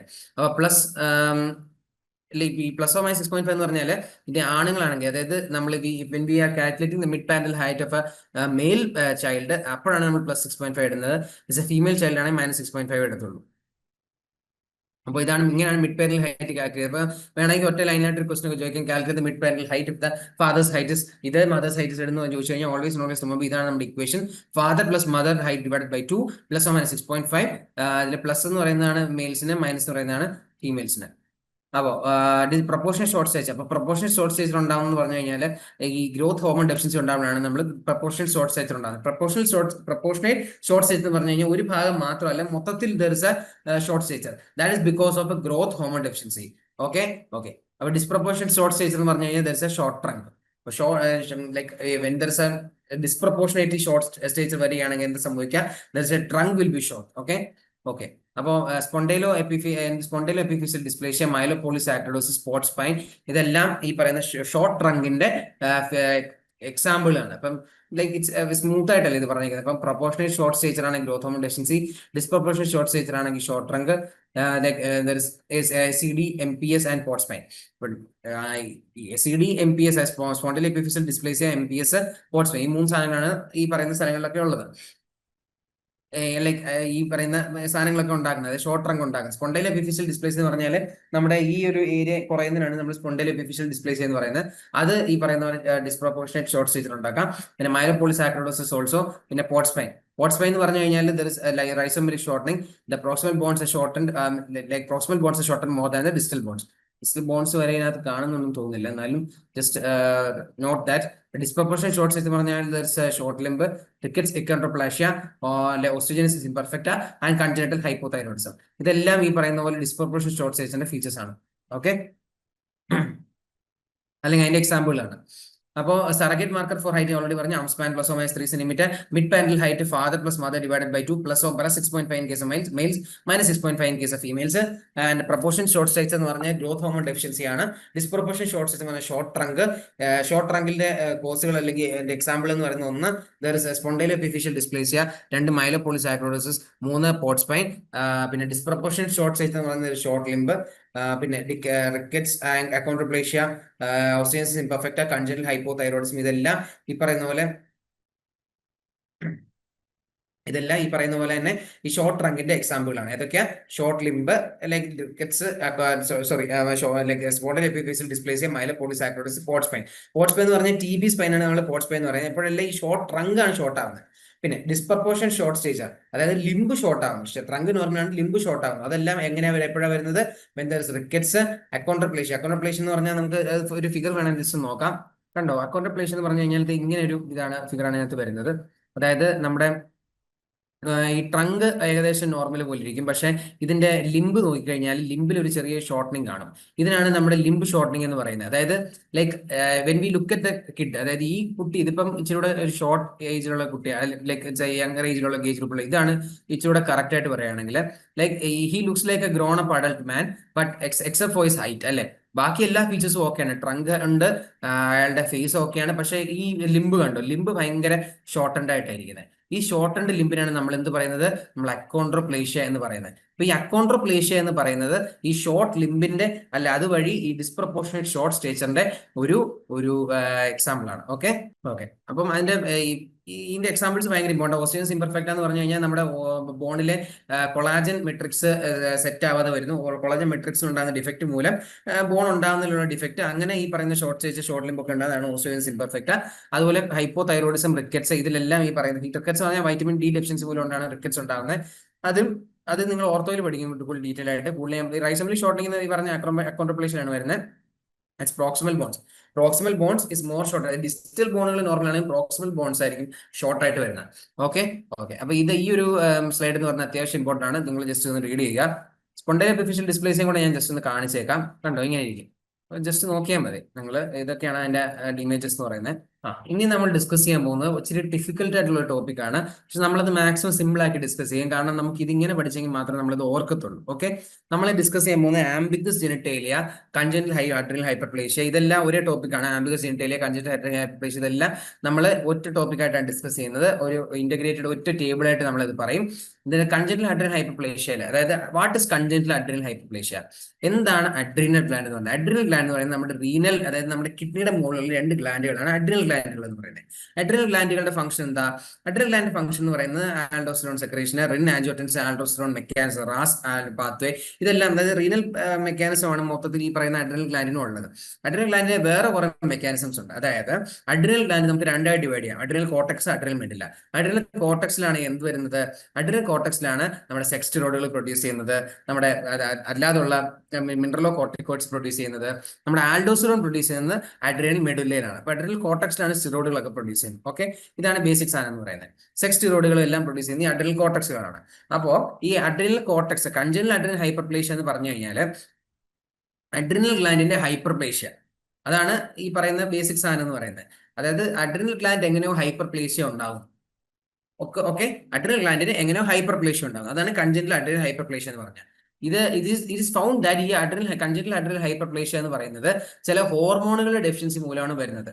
അതിലൊന്നാണ് 21 ഹൈഡ്രോക്സിലേസ് ഡെഫിഷ്യൻസി, വേറൊരെണ്ണം 11 ഹൈഡ്രോക്സിലേസ് ഡെഫിഷ്യൻസി, മൂന്നാമത്തേത് 17 ഹൈഡ്രോക്സിലേസ് ഡെഫിഷ്യൻസി. ഓക്കെ, ഏതൊക്കെയാണ് വരുന്നത്? 21 ഹൈഡ്രോക്സിലേസ് ഡെഫിഷ്യൻസി, രണ്ടാമത്തെ 11 ഹൈഡ്രോക്സിലേസ് ഡെഫിഷ്യൻസി, മൂന്നാമത്തെ 17 ഹൈഡ്രോക്സിലേസ് ഡെഫിഷ്യൻസി. ബിലീവ് മീ, ഇത് ഇങ്ങനെ ഞാൻ ഈ പറയുന്ന പോലെ പഠിച്ചെങ്കിൽ മാത്രമേ ഇത് ഓർമ്മിക്കാൻ പറ്റത്തുള്ളൂ. അല്ല എന്നുണ്ടെങ്കിൽ ഇതിനൊരു വളരെ കൺഫ്യൂസിംഗ് ആയിട്ടുള്ള, മനസ്സിലാക്കി പഠിക്കാനാണെങ്കിൽ ഇത് വളരെ കൺഫ്യൂസിംഗ് ആയിട്ടുള്ള ഒരു വൈഡ് ഫ്ലോ ചാർട്ട് ആണ്. You won't be able to recall the necessary facts. ഇതിനകത്തുനിന്ന് മാത്രമേ ക്വസ്റ്റ്യൻ ചോദിക്കത്തുള്ളൂ. ഈ ഒരു ടേബിളിൽ നിന്ന് മാത്രമേ കൺജന്റൽ അഡ്രിനൽ ഹൈപ്പർപ്ലേഷ്യ ക്വസ്റ്റ്യൻ ചോദിക്കാനേ വരത്തുള്ളൂ. അതെന്റെ ഗ്യാരണ്ടി. ഈ ടേബിൾ വൃത്തിക്ക് പഠിക്കാൻ ഞാൻ പഠിപ്പിക്കുന്ന പോലെ. അപ്പൊ കൺജന്റൽ അഡ്രിനൽ ഹൈപ്പർപ്ലേഷ്യ എന്ന് പറഞ്ഞാൽ 3 എൻസൈമുകളുടെ ഡെഫിഷ്യൻസി മൂലം വരാം. ഏതെങ്കിലും 3 ഇല്ല, ഒന്നെങ്കിൽ it is because of 21 hydroxylase deficiency, അല്ലെങ്കിൽ it is because of 11 hydroxylase deficiency, അല്ലെങ്കിൽ it is because of 17 hydroxylase deficiency. ഇനി നമ്മൾ ഈ ഓരോ എൻസൈമുകളുടെയും പേര് പറഞ്ഞല്ലോ. അതിൽ ആദ്യത്തെ നമ്പറില്ലേ, ഇപ്പൊ ഇവിടെ 21, ഇവിടെയാണല്ലോ 11, ഇവിടെ 17. ഇനി നമ്മൾ 2 ടേബിളുകൾ ഉണ്ടാക്കുക. ആദ്യം നമ്മൾ മിനറലോ കോർട്ടിക്കോയിഡ് എഴുതുക ആദ്യത്തെ ടേബിളിൽ, രണ്ടാമത്തെ ടേബിളിൽ നമ്മൾ ടെസ്റ്റോസ്റ്ററോൺ അഥവാ സെക്സ് സ്റ്റിറോയിഡ് എഴുതുക. ആദ്യം നമ്മൾ മിനറലോ കോർട്ടിക്കോയിഡ് എന്ന് എഴുതുക, രണ്ടാമത് നമ്മൾ ടെസ്റ്റോസ്റ്ററോൺ എഴുതുക. ഓക്കെ, എഴുതിയല്ലോ. ഇനി 21 എന്ന് പറയുമ്പോൾ 2, ജസ്റ്റ് ഞാൻ എന്റെ പേന എന്ന് യൂസ് ചെയ്യാം, അപ്പൊ ഇച്ചിരി ബെറ്റർ ആയിട്ട് ഞാൻ പറഞ്ഞുതരാം. ഇപ്പൊ 21 എന്ന് പറയുമ്പോൾ ഈ 2 അക്ഷരങ്ങളാണ്, ഈ 2 ലെറ്റേഴ്സ് ആണല്ലോ ഇവിടെ ഉള്ളത്. ഇതിലെ 2 ഇവിടെ എടുത്ത് എഴുതുക, ഇവിടെ 1 എന്ന് എടുത്ത് എഴുതുക. ഓക്കെ, 2, അതായത് 2 എന്ന് എടുത്ത് 2 ആണ്, ദിസ് ഇസ് 2 എന്ന് എടുത്ത് എഴുതുക, ഇവിടെ 1 എന്ന് എടുത്ത് എഴുതുക. ഓക്കെ, ഇവിടെ ആണെങ്കിൽ ഇവിടെ 1 എന്ന് മാത്രം എഴുതുക, ഇവിടെ 1 എന്ന് മാത്രം എഴുതുക. ഇവിടെ ആണെങ്കിൽ ദർ ഇസ് 1 എന്ന് എഴുതുക, ഇവിടെ നിന്നാണെങ്കിൽ 7 എന്ന് എഴുതുക. ഓക്കെ ഓക്കെ, അപ്പൊ ഇവിടെ 21ന്റെ 2 ഇവിടെ എഴുതി, 1 ഇവിടെ എഴുതി. ആദ്യം കൺജന്റൽ അഡ്രിനൽ ഹൈപ്പർപ്ലേഷ്യ 3 എൻസൈമുകൾ ഏതൊക്കെയാണ് കാണാൻ പഠിക്കുക. 21 hydroxylase deficiency, 11 hydroxylase deficiency, 17 hydroxylase deficiency. പിന്നെ 2 ടേബിളുകൾ ഉണ്ടാക്കുക. ഒന്ന്, ആദ്യത്തെ ടേബിളിൽ മിനറലോ കോർട്ടിക്കോയിഡ് എഴുതുക, അതായത് ആൽഡോസ്റ്ററോൺ. മിനറലോ കോർട്ടിക്കോയിഡ് എന്ന് പറഞ്ഞാൽ ബേസിക്കലി ആൽഡോസ്റ്ററോൺ. രണ്ടാമത്തെ ടേബിളിൽ നമ്മൾ ടെസ്റ്റോസ്റ്ററോൺ എഴുതുക. അപ്പോൾ ഈ 21 എന്ന് പറയുന്നത് 2ഉം 1ഉം ആണ്. അതായത് ഫസ്റ്റ് ടേബിൾ 2 എഴുതുക, രണ്ടാമത്തെ ടേബിൾ 1 എഴുതുക. 11 ഹൈഡ്രോക്സിലേസ് ആണെങ്കിൽ ഫസ്റ്റ് ടേബിൾ 1 എഴുതുക, രണ്ടാമത്തെ ടേബിൾ 1 എഴുതുക. 17 ആണെങ്കിൽ ഫസ്റ്റ് ടേബിൾ 1 എഴുതുക, രണ്ടാമത്തെ ടേബിൾ 7 എഴുതുക. ഇനി 1 മാർക്ക് ചെയ്തിരിക്കുന്ന എല്ലാ ടേബിളുകളിലും ഇങ്ങനെ മേളിലോട്ടൊരു ആരോ ഇടുക.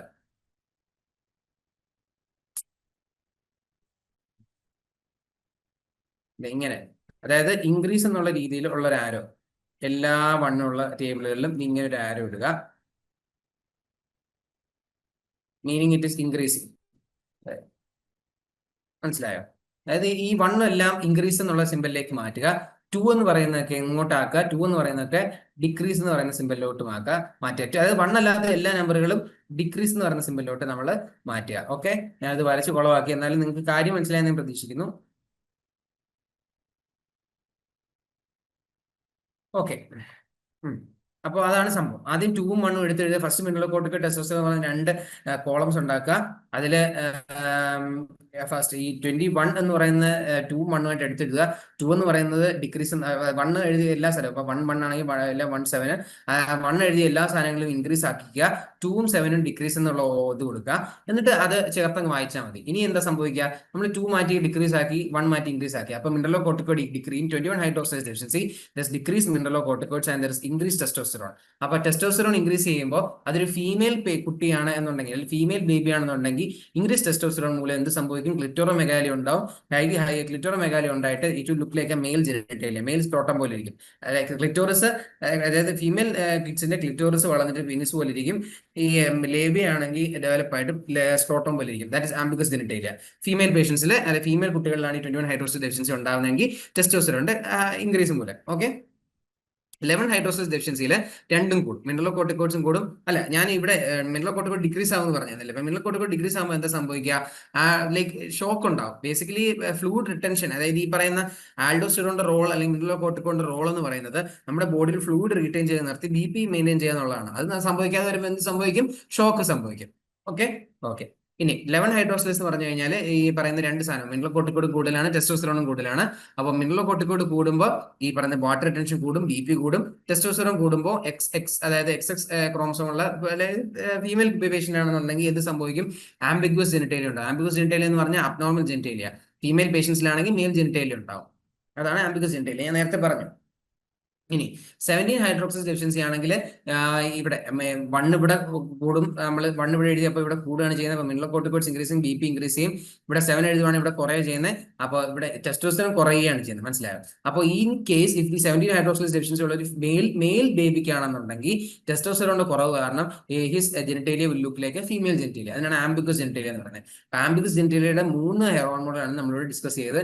ഞാൻ ഈ ഡിസ്കസ് ചെയ്ത പോലെ തന്നെ ഈ ടേബിൾ പഠിക്കുകയാണെങ്കിൽ you will be able to retain this for exam. നമ്മൾ അതിന് വേണ്ടിയിട്ടാണ് പഠിക്കുന്നത്. എക്സാമിന് ആൻസർ എഴുതാൻ വേണ്ടി, എക്സാമിന് ക്വസ്റ്റ്യനുകൾ കറക്റ്റ് ആയിട്ട് ആൻസർ ചെയ്യാൻ വേണ്ടിയിട്ടാണ് നമ്മൾ ഭൂരിഭാഗം ഇവിടെ പഠിക്കുന്നത്. മനസ്സിലായോ? അപ്പോൾ എക്സാം പോയിന്റ് ഓഫ് വ്യൂ പഠിക്കുമ്പോൾ ഇങ്ങനെ തന്നെ പഠിച്ചാൽ മതി, കൂടുതൽ അതിനെ വേണ്ടി മെനക്കെടാൻ നിൽക്കണ്ട.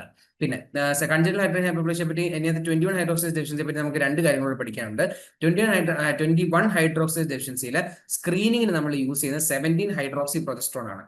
അത് അങ്ങനെ തന്നെ കാണാൻ പഠിക്കുക. അതും അതായത് in 21 hydroxylase deficiency 17 hydroxy progesterone ലെവലുകളാണ് കൂടുന്നത്. അതാണ് നമ്മൾ സ്ക്രീനിങ് മെത്തേഡിനായിട്ട് യൂസ് ചെയ്യുന്നത്. അപ്പോൾ ഈ നെക്സ്റ്റ് സ്റ്റെപ്പ് എന്ന് പറയുന്നത് എന്തായിരിക്കും? മിനറൽ കോർട്ടിക്കോയിഡ് ഒബ്വിയസ്ലി കുറയുന്നതാണ്. ബ്ലഡ് ബോഡിയിൽ ഫ്ലൂയിഡ് റിട്ടൻഷൻ ഉണ്ടായിരിക്കില്ല. അപ്പോൾ നമ്മൾ IV ഫ്ലൂയിഡ് കൊടുക്കണം. പിന്നെ അതിന്റെ കൂടെ ഹൈഡ്രോകോർട്ടിസോണും ഫ്ലൂയിഡ്രോകോർട്ടിസോണും കൊടുക്കണം. ഇത് രണ്ടിനും മിനറൽ കോർട്ടിക്കോയിഡ് പ്രോപ്പർട്ടീസ് ഉണ്ട്, ഹൈഡ്രോകോർട്ടിസോണും ഫ്ലൂയിഡ്രോകോർട്ടിസോണും. ഓക്കെ, ഇതാണ് കൺജന്റൽ അഡ്രിനൽ ഹൈപ്പർപ്ലേഷ്യയുടെ ടേബിൾ എന്ന് പറയുന്നത്. ഓക്കെ, ഇനി നിയോനേറ്റൽ ഹൈപ്പോതൈറോയിഡിസം. നിയോനേറ്റൽ ഹൈപ്പോതൈറോയിഡിസത്തിൽ എന്തൊക്കെയാണ് വരുന്നത്? നിയോനേറ്റൽ ഹൈപ്പോതൈറോയിഡിസം എന്ന് പറഞ്ഞു കഴിഞ്ഞാൽ ഹീൽ പിക് ടെസ്റ്റ്, അതുപോലെ ഡ്രൈ ബ്ലഡ് സ്പോട്ട്, പിന്നെ radio active iodine uptake negative ആയിരിക്കും. നിയോനേറ്റൽ ഹൈപ്പോതൈറോയിഡിസം എന്ന് പറഞ്ഞു കഴിഞ്ഞാൽ ബേസിക്കലി ഇത്രയേ ഉള്ളൂ. അതായത് കുഞ്ഞുണ്ടായി കഴിഞ്ഞ ഉടനെ തന്നെ കുഞ്ഞിന് ഈ പറയുന്ന പോലെ തൈറോയിഡ് ഹോർമോൺ ലെവൽ വളരെ കുറവാണ്. അതിനാണ് നിയോനേറ്റൽ ഹൈപ്പോതൈറോയിഡിസം എന്ന് പറയുന്നത്. അപ്പോൾ ഇത് നമുക്ക് ഡയഗ്നോസ് ചെയ്യാൻ വേണ്ടി ഏറ്റവും ബെസ്റ്റ് മെത്തേഡ് എന്ന് പറഞ്ഞാൽ ഞാൻ ഓൾറെഡി പറഞ്ഞു, it's actually error of metabolism അല്ലേ. Neonatal hypothyroidism it's actually error of metabolism. അപ്പോൾ അതിന് ഏറ്റവും ബെസ്റ്റ് ഞാൻ ഓൾറെഡി പറഞ്ഞായിരുന്നു, നമ്മൾ നേരത്തെ മറ്റേ inborn error of metabolism discuss ചെയ്ത ടൈമിൽ ഏറ്റവും ബെസ്റ്റ് ഇൻവെസ്റ്റിഗേഷൻ പറഞ്ഞാൽ എപ്പോഴും എന്തായിരിക്കും? ടാൻഡം മാസ് സ്പെക്ട്രോസ്കോപ്പി ആയിരിക്കും. അത് ചെയ്യുന്നതെന്ന് പറഞ്ഞാൽ we do a heel prick അല്ലെങ്കിൽ ഡ്രൈ ബ്ലഡ് സ്പോട്ട്, ഈ 2 സാധനങ്ങൾ യൂസ് ചെയ്തിട്ടാണ് നമ്മൾ ടാൻഡം മാസ് സ്പെക്ട്രോസ്കോപ്പി ചെയ്യുന്നത്. And radio active iodine uptake negative ആവും USG നോർമൽ. അതായത് നമ്മൾ ഈ പറയുന്ന നിയോനേറ്റൽ ഹൈപ്പോതൈറോയിഡിസം, അതായത് പുതിയതായിട്ട് ജനിച്ച കുട്ടിക്ക് ഹൈപ്പോതൈറോയിഡിസം ഉണ്ട് എന്ന് നമ്മൾ കണ്ടുപിടിക്കുകയാണെങ്കിൽ നമ്മൾ ആദ്യം എന്ത് ചെയ്യും? USG നോക്കും. USG നോക്കിയിട്ട് USGയിൽ ഈ പറയുന്ന പോലെ തൈറോയിഡിന്റെ പ്രസൻസ് ഉണ്ടോ നോക്കും. USG നെക്ക് ചെയ്തിട്ട് നമ്മൾ തൈറോയിഡ് ഉണ്ടോ നോക്കുക. ആദ്യം തൈറോയിഡ് അവിടെ ഉണ്ടോ നോക്കാം. മനസ്സിലായോ? അപ്പൊ തൈറോയിഡ് ഗ്ലാൻഡ് അവിടെ ഇരിപ്പുണ്ട്. അതാണ് USG നോർമൽ എന്ന് പറയുന്നത്. പക്ഷെ നമ്മൾ റേഡിയോ ആക്റ്റീവ് അയഡിൻ അപ്റ്റേക്ക് കൊടുത്തു. അതായത് അയഡിൻ കൊടുത്തു കഴിഞ്ഞാൽ ഈ പറയുന്ന നമ്മുടെ തൈറോയിഡ് ഗ്ലാൻഡ് ഏറ്റെടുക്കണമല്ലോ. പക്ഷേ ഈ റേഡിയോ ആക്റ്റീവ് അയഡിൻ കൊടുത്തിട്ട് അത് ഏറ്റെടുക്കുന്നില്ല. അതിനർത്ഥം തൈറോയിഡ് ഹോർമോൺ ഉണ്ടെങ്കിൽ പോലും തൈറോയിഡ് ഹോർമോൺ ഇനാക്റ്റീവ് ആണ്. അതിനാണ് നമ്മൾ എന്ത് പറയുന്നത്? Radio active iodine uptake negative എന്ന് പറയുന്നത്. അപ്പോൾ USG നോർമലും റേഡിയോ ആക്റ്റീവ് അയഡിൻ അപ്റ്റേക്ക് നെഗറ്റീവും വരുന്ന ആർക്കാണ്? തൈറോയിഡ് ഹോർമോൺ ഡിസ്ജനസിസ് ആണ്. It's most common cause of neonatal hypothyroidism. അപ്പോൾ നിയോനേറ്റൽ ഹൈപ്പോതൈറോയിഡിസത്തിന്റെ മോസ്റ്റ് കോമൺ കോസ് പറയുന്നത് തൈറോയിഡ് ഹോർമോൺ ഡിസ്ജനസിസ് ആണ്. എന്താണ്?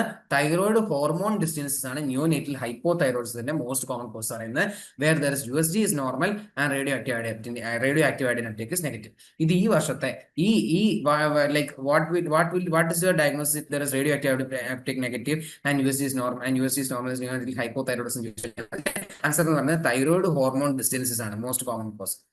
ഓക്കെ, അത് ഈ കൊല്ലത്തെ നീറ്റ് PG 2025 ക്വസ്റ്റൻ ആണ്. ഇനി IMNCI ക്ലാസിഫിക്കേഷൻ ഓഫ് ന്യൂമോണിയ. നിങ്ങൾ ഓൾറെഡി നമ്മുടെ SPM അത് കമ്മ്യൂണിറ്റി മെഡിസിൻ ക്ലാസ്സുകളിൽ പഠിച്ചിട്ടുണ്ടാവും. ഇതിനകത്ത് 3ആയിട്ട് നമുക്ക് ഡിവൈഡ് ചെയ്യാം.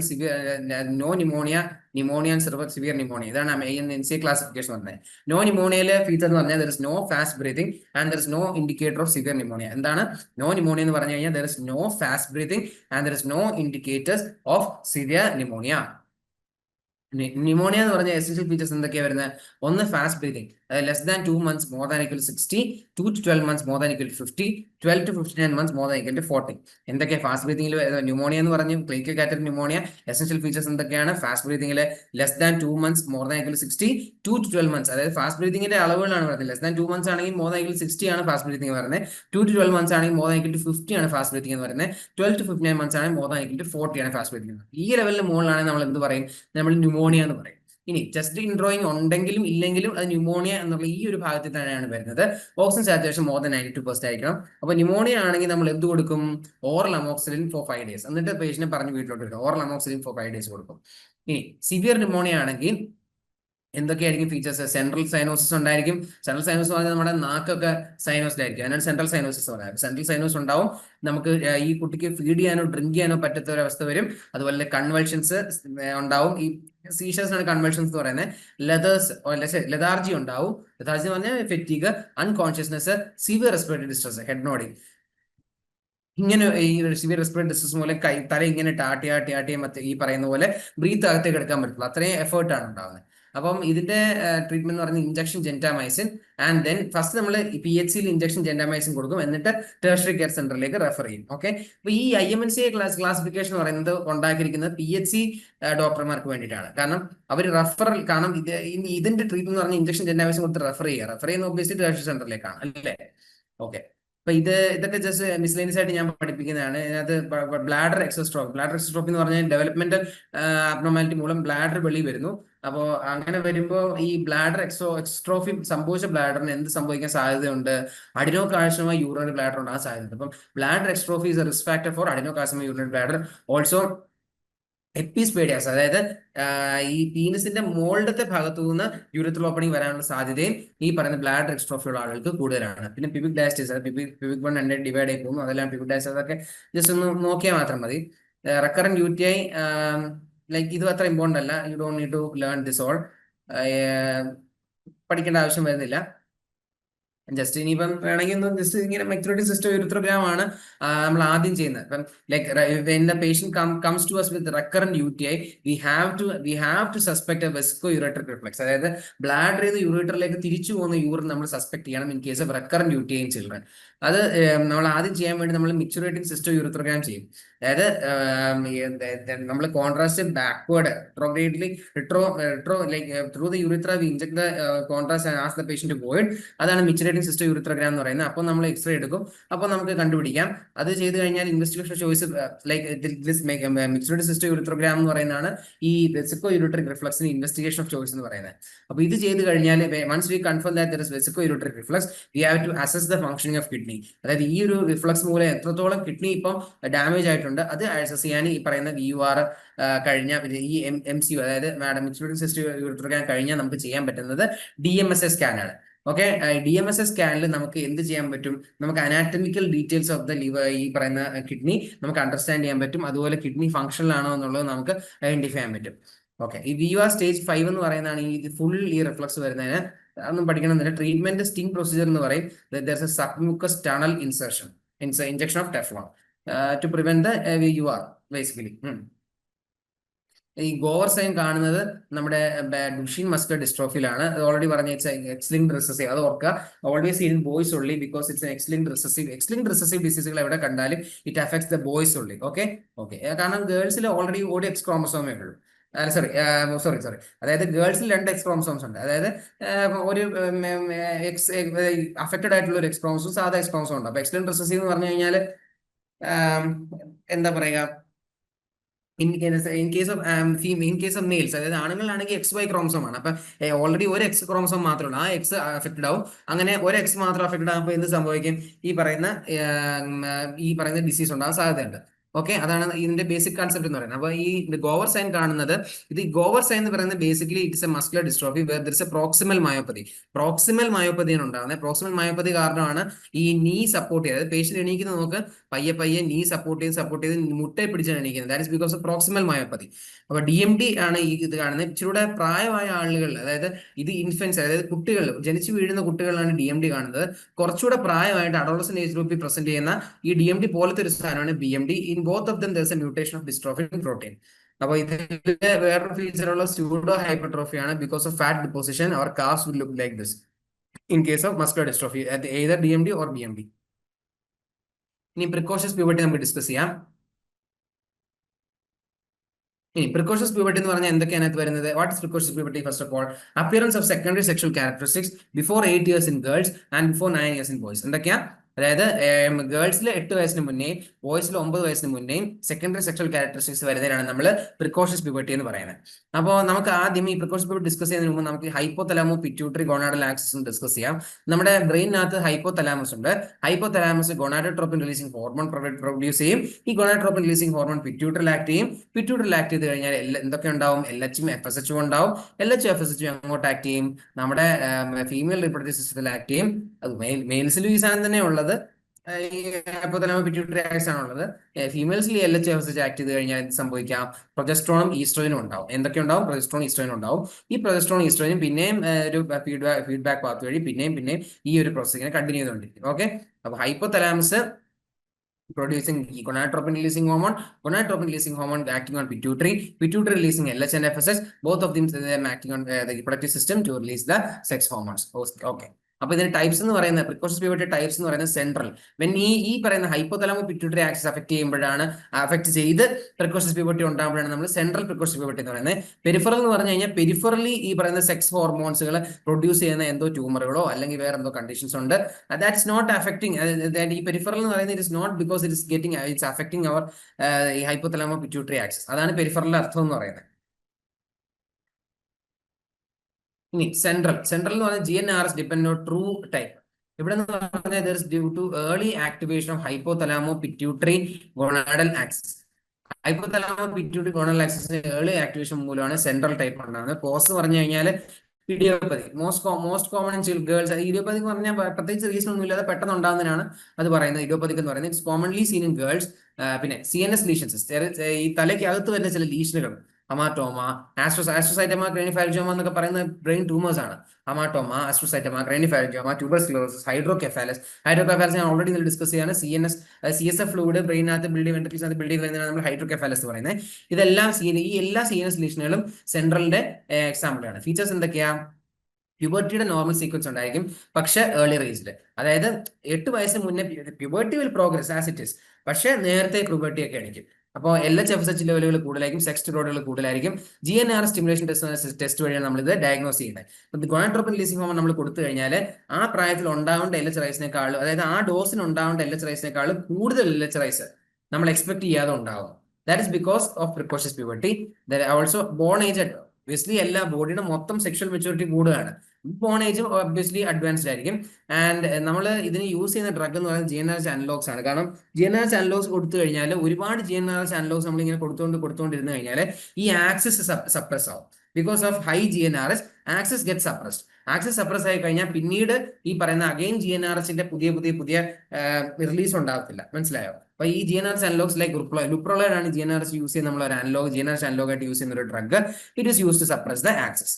പെരിഫറൽ എന്ന് പറയുന്നത് GnRH ഇൻഡിപെൻഡന്റ് ആണ്. It's also called pseudo precocious puberty.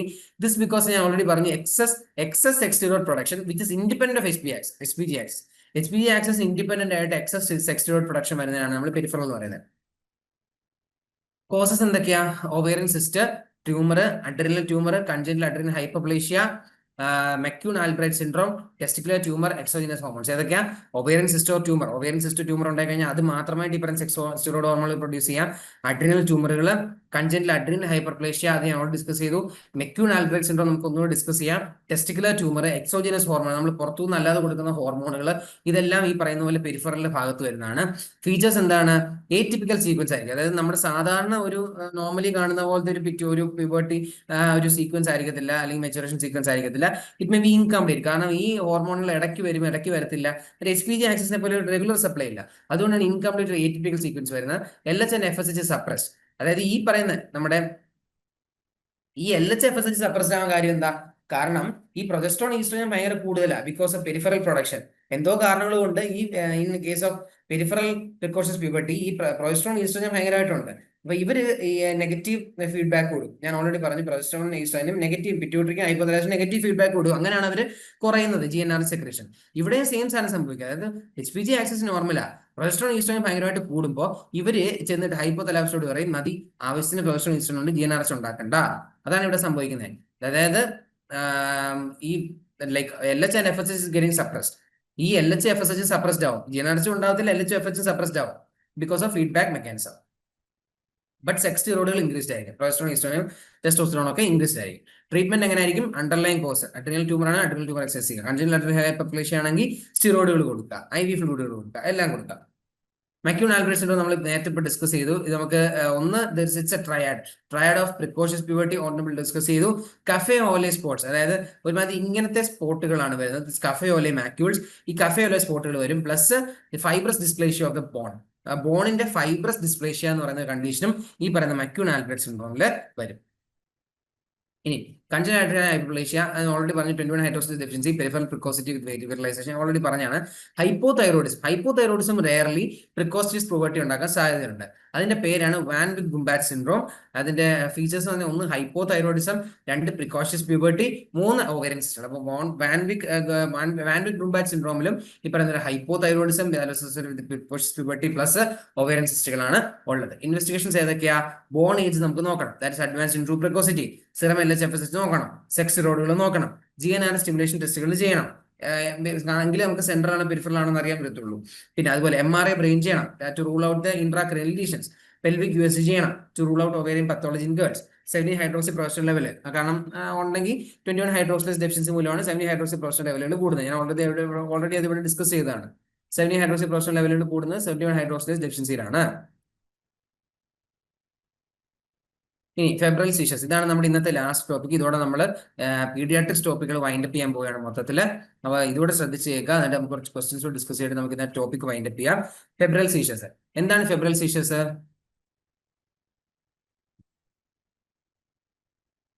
Febrile സീഷസ് എന്ന് പറഞ്ഞാൽ സീഷസ് occurring in children in the age group of 6 months to 5 years. അത് 6 മാസം തൊട്ട് 5 വയസ്സ് വരെയുള്ള ഏജ് ഗ്രൂപ്പിലുള്ള കുട്ടികളിൽ ഉണ്ടാകുന്ന സീഷറിനാണ് നമ്മൾ എന്ത് പറയുന്നത്? ഫെബ്രൽ സീഷർ എന്ന് പറയുന്നത്. And is associate with fever of more than 38 degrees Celsius. നിങ്ങൾക്ക് ഇതൊക്കെ അറിയാവുന്നതായിരിക്കും. നിങ്ങൾ GP സെറ്റപ്പിൽ ഇരിക്കുമ്പോൾ കുറേ ഫെബ്രൽ സീഷർ കേസുകൾ വരികയും നിങ്ങൾ മിഡാസ് നേസൽ സ്പ്രേ കൊടുക്കുകയും ഡയാസിപ്പാൻ ടാഗ് കൊടുക്കുകയും ഒക്കെ ചെയ്തിട്ടുണ്ടാവാം. മനസ്സിലായോ? അപ്പോൾ അതുകൊണ്ട് ഇത് വളരെ എളുപ്പമായിരിക്കും, മനസ്സിലാവുന്നേ ഉള്ളൂ. Seizure occurring in children in age group of 6 months to 5 years and more than 38 degrees Celsius fever and without CNS infection, metabolic cause or prior febrile seizures. അതായത് ഫെബ്രൽ സീഷറുകളാണുള്ളത്. അതായത് ഇവർക്ക് fever more than 30 degrees Celsius ആയിരിക്കും. 6 months to 5 years age ഗ്രൂപ്പിൽ ഉണ്ടാകുന്ന സീഷറുകൾ, CNS infection ഇല്ലാതെ ഉണ്ടാകുന്ന സീഷറുകൾ, അതായത് വിത്തൗട്ട് CNS ഇൻഫെക്ഷൻ ആണ് ഇത് ഉണ്ടാകുന്നത്.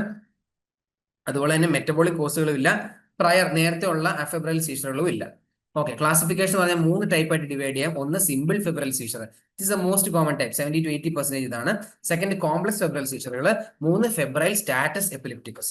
3 സാധനങ്ങൾ, ഒന്ന് simple febrile seizures, 2 complex febrile seizures, 3 febrile status epilepticus. Types എന്തൊക്കെയാ?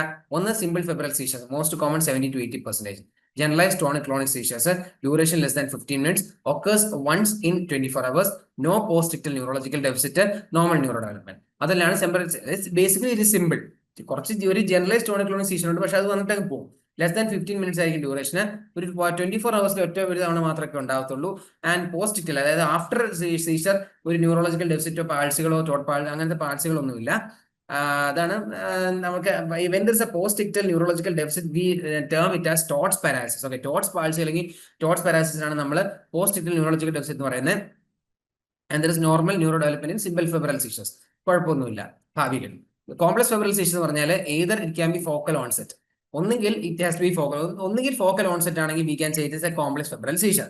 അല്ലെങ്കിൽ more than 15 minutes ഡ്യൂറേഷൻ ഉണ്ടെങ്കിൽ അപ്പോഴും നമുക്ക് എന്ത് പറയാം? It's A complex febrile seizure. 3 24 hours ഒന്നുകൂടെ റെക്കറന്റ് അല്ലെങ്കിൽ റിപ്പീറ്റ് ചെയ്യുകയാണെങ്കിൽ നമുക്ക് പറയാം അതും കോംപ്ലക്സ് ഫെബ്രൽ സീഷർ എന്ന് പറയാം. 4 പോസ്റ്റ്-ഇക്ടൽ ന്യൂറോളജിക്കൽ ഡെഫിസിറ്റ്, അല്ലെങ്കിൽ ടോട്സ് പാരാലിസിസ് ഉണ്ടെങ്കിൽ നമുക്ക് എന്ത് പറയാൻ പറ്റില്ല? ഇതുപോലെ നമുക്ക് പറയാൻ പറ്റത്തില്ല. പോസ്റ്റ്-ഇക്ടൽ ന്യൂറോളജിക്കൽ ഡെഫിസിറ്റ് ഉണ്ടെങ്കിൽ നമുക്ക് എന്ത് പറയാം? അതിനെ we can term it as tots paralysis. അപ്പോൾ ഈ ഇതിനും ടോട്സ് പാരാലിസിസ്, അതായത് ഇവിടെ നമ്മൾ മെൻഷൻ ചെയ്ത പോസ്റ്റ്-ഇക്ടൽ ന്യൂറോളജിക്കൽ ഡെഫിസിറ്റും ഈ ടോട്സ് പാരാലിസിസ് തന്നെയാണ്. ഈ 2 സാധനങ്ങളും, അതായത് ഇവിടെ ഈ പോസ്റ്റ്-ഇക്ടൽ ന്യൂറോളജിക്കൽ ഡെഫിസിറ്റ് ഉണ്ടെങ്കിലും നമുക്ക് എന്ത് പറയാൻ പറ്റും? കോംപ്ലക്സ് ഫെബ്രൽ സീഷർ ആണെന്ന് പറയാൻ പറ്റും. 3 febrile status epilepticus, when status epilepticus പറഞ്ഞാൽ continuous seizure more than 30 minutes. Risk factors എന്തൊക്കെയാ? റിസ്ക് ഫാക്ടേഴ്സ് പറഞ്ഞാൽ ഫാമിലി ഹിസ്റ്ററി ഓഫ് ഫെബ്രൽ സീഷറുകൾ റിസ്ക് ഫാക്ടർ ആണ്. High peak fever risk factor ആണ്. വൈറൽ ഇൻഫെക്ഷൻസ് ട്രിഗർ ചെയ്യും. പോസ്റ്റ് ഇമ്മ്യൂണൈസേഷൻ, ഞാൻ already പറഞ്ഞു DTP MMR ഒരു ന്യൂറോളജിക്കൽ ഡെഫിസിറ്റും കൂടെ ഉണ്ട്. പോസ്റ്റ് ഇമ്മ്യൂണൈസേഷൻ വരാം. Family history febrile seizures, high peak fever, viral infections, ഇതെല്ലാം റിസ്ക് ഫാക്ടേഴ്സ് ആണ്. പിന്നെ ക്ലിനിക്കൽ പോയിന്റ്സിൽ എന്തൊക്കെയാണ് വരുന്നത്? Age peak incidence 18 months, recurrence risk 30%, higher less than 18 months first seizure. അപ്പം ക്ലിനിക്കൽ പോയിന്റ്സ് പറഞ്ഞാൽ അതിനകത്ത് പീക്ക് ഇൻസിഡൻസ് എന്ന് പറയുന്നത് 18 മാസമായിരിക്കും. റെക്കറൻസ് റിസ്ക് എന്ന് പറഞ്ഞാൽ 30% റെക്കറൻസ് റിസ്ക് ഉണ്ട്. ലെസ് ദാൻ, അതായത് ഫസ്റ്റ് സീഷർ ഉണ്ടായ സമയം ലെസ് ദാൻ 18 months ആണെങ്കിൽ കൂടുതൽ റിസ്ക് ഓഫ് റെക്കറൻസ് ഉണ്ട്. ഓൾസോ ഫാമിലി ഹിസ്റ്ററിയോ അല്ലെങ്കിൽ ഈ സീഷർ ഉണ്ടാകുന്ന സമയത്ത് ഫീവർ കുറവായിരുന്നെങ്കിൽ പോലും പിന്നീട്, അതായത് ലൈക്ക് യൂഷ്വലി ഫെബ്രുവരി സീസൺ പറഞ്ഞാൽ ഹൈ മോർ ദാൻ 101 degrees ഫാരൻഹീറ്റിലെ ടെമ്പറേച്ചറിലാണ് ഇത് വരേണ്ടത്. ചെറിയ ഫീവറിന് പോലും സീഷർ വരിക എന്ന് പറഞ്ഞാൽ ഇതൊരു ഹൈ റിസ്ക് ഓഫ് എന്ത്, ഈ പറയുന്ന എപ്പിലെപ്സി അല്ലെങ്കിൽ സീഷർ, റെക്കറൻസ് സീഷേഴ്സ് ഉണ്ടാകാനുള്ള സാധ്യതകളുണ്ട്. Because it's consider more serious situation. Low ഫീവറിൽ ഓൺസെറ്റിൽ ചെറിയ ഫീവറിൽ തന്നെ സീഷർ ഉണ്ടാവുകയാണെങ്കിൽ there is high chance of recurrence also.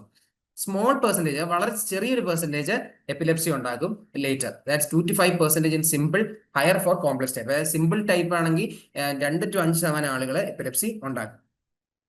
Complex ആണെങ്കിൽ ഇച്ചിരി കൂടുതൽ ആളുകൾ എപ്പിലെപ്സി ഡെവലപ്പ് ചെയ്യാൻ സാധ്യതയുണ്ട്. ഇൻവെസ്റ്റിഗേഷൻ എന്താ, സിമ്പിൾ ഫെബ്രൽ സീഷൻ ആണെങ്കിൽ there is no routine neuro imaging or EEG needed. കാരണം ന്യൂറോ ഡെവലപ്മെന്റ് ഒക്കെ നോർമലായിട്ട് നടക്കും, അപ്പൊ അതിന് കുഴപ്പമില്ല. കോംപ്ലക്സ് ആണെങ്കിൽ ഈസി, അല്ലെ കോംപ്ലക്സ് അല്ലെ എറ്റിപ്പിക്കൽ ഫീച്ചർ ആണെങ്കിൽ ഈസി MRI, ലംബാർ പഞ്ചർ ഒക്കെ ചെയ്യണം. Lumbar puncture done if meningitis ഉണ്ടെങ്കിൽ നമ്മൾ എന്ത് ചെയ്യും, ലംബാർ പഞ്ചർ ആയിട്ട് CSF നോക്കുക ചെയ്യുന്നത്. അപ്പൊ മെനിഞ്ചൈറ്റിസ് സസ്പെക്ട് ചെയ്യുന്നുണ്ടെങ്കിൽ ലംബാർ പഞ്ചറും ചെയ്യണം. മാനേജ്മെന്റ് എങ്ങനെയാണ്? എക്യൂട്ട് സീഷർ ആണെങ്കിൽ നമ്മൾ എയർവേ ബ്രീത്തിങ് സർക്കുലേഷൻ സപ്പോർട്ട് കൊടുക്കുക. സീഷർ മോർ ദാൻ 5 minutes ഉണ്ടെങ്കിൽ നമ്മൾ benzodiazepines like IV lorazepam, diazepam, midaz nasal or buccal or rectal എന്ത് വേണമെങ്കിലും കൊടുക്കാം. പിന്നെ ട്രീറ്റ് ഫീവർ, നമ്മൾ ഫീവർ ട്രീറ്റ് ചെയ്യണം, like antibiotics for comfort but do not prevent recurrence. Like നമുക്ക് ഈ മാനേജ്മെന്റിന്റെ മെയിൻ സ്റ്റേ എന്ന് പറയുന്നത് ഈ ഫീവർ ട്രീറ്റ്മെന്റ്. നമ്മൾ ഈ ടെമ്പറേച്ചർ കൊടുക്കാതെ ഒരിക്കലും നമുക്ക് സീഷർ കൺട്രോൾ ചെയ്യാൻ പറ്റില്ല, ഇങ്ങനെ റെക്കർ ചെയ്തുകൊണ്ടിരിക്കും. അപ്പൊ ആന്റിബയോട്ടിക്സ് കൊടുക്കുക. അല്ല, ഇത് ഡു നോട്ട് പ്രിവെന്റ് റെക്കറൻസ് പറയുന്നത് ആക്ച്വലി ഒരു റോങ് സ്റ്റേറ്റ്മെന്റ് തന്നെ പറയാം. കാരണം ഈ ഫീവർ കണ്ടിന്യൂസ് ആയിട്ട് ഇങ്ങനെ നിൽക്കുകയാണെങ്കിൽ there is a chance for recurrent seizures, അതുണ്ടാവും. അതുകൊണ്ട് antibiotics has to be given for comfort and prevent recurrence also. Long term എന്ന് പറഞ്ഞാൽ there is like no daily like simple febrile seizure ആണെങ്കിൽ നമുക്ക് long term prophylaxis കൊടുക്കേണ്ട ആവശ്യമില്ല, daily anticonvulsants കൊടുക്കേണ്ട ആവശ്യമില്ല. But still if parents are apprehensive we may give anticonvulsant for prophylaxis. അല്ലെ, അതുപോലെ റെക്കറന്റ് കോംപ്ലക്സ് കേസുകൾക്ക് നമ്മൾ എന്തായാലും പ്രൊഫൈലാക്സിസ് കൺസിഡർ ചെയ്യണം. Intermediate diazepam can be given during febrile episodes. Parental assurance is also important as I said. Prognosis, simple febrile സീഷേഴ്സിന് excellent prognosis ആണുള്ളത്, വളരെ good prognosis ആണ് for simple febrile seizures. Risk of epilepsy എന്ന് പറയുന്നത് for focal seizures it's 2%, simple focal seizures ആണ് four 2%, simple febrile seizures ആണ് 2%, complex febrile seizures ആണ് 4 to 6 times higher risk, അതായത് ഏകദേശം 10 to 15%.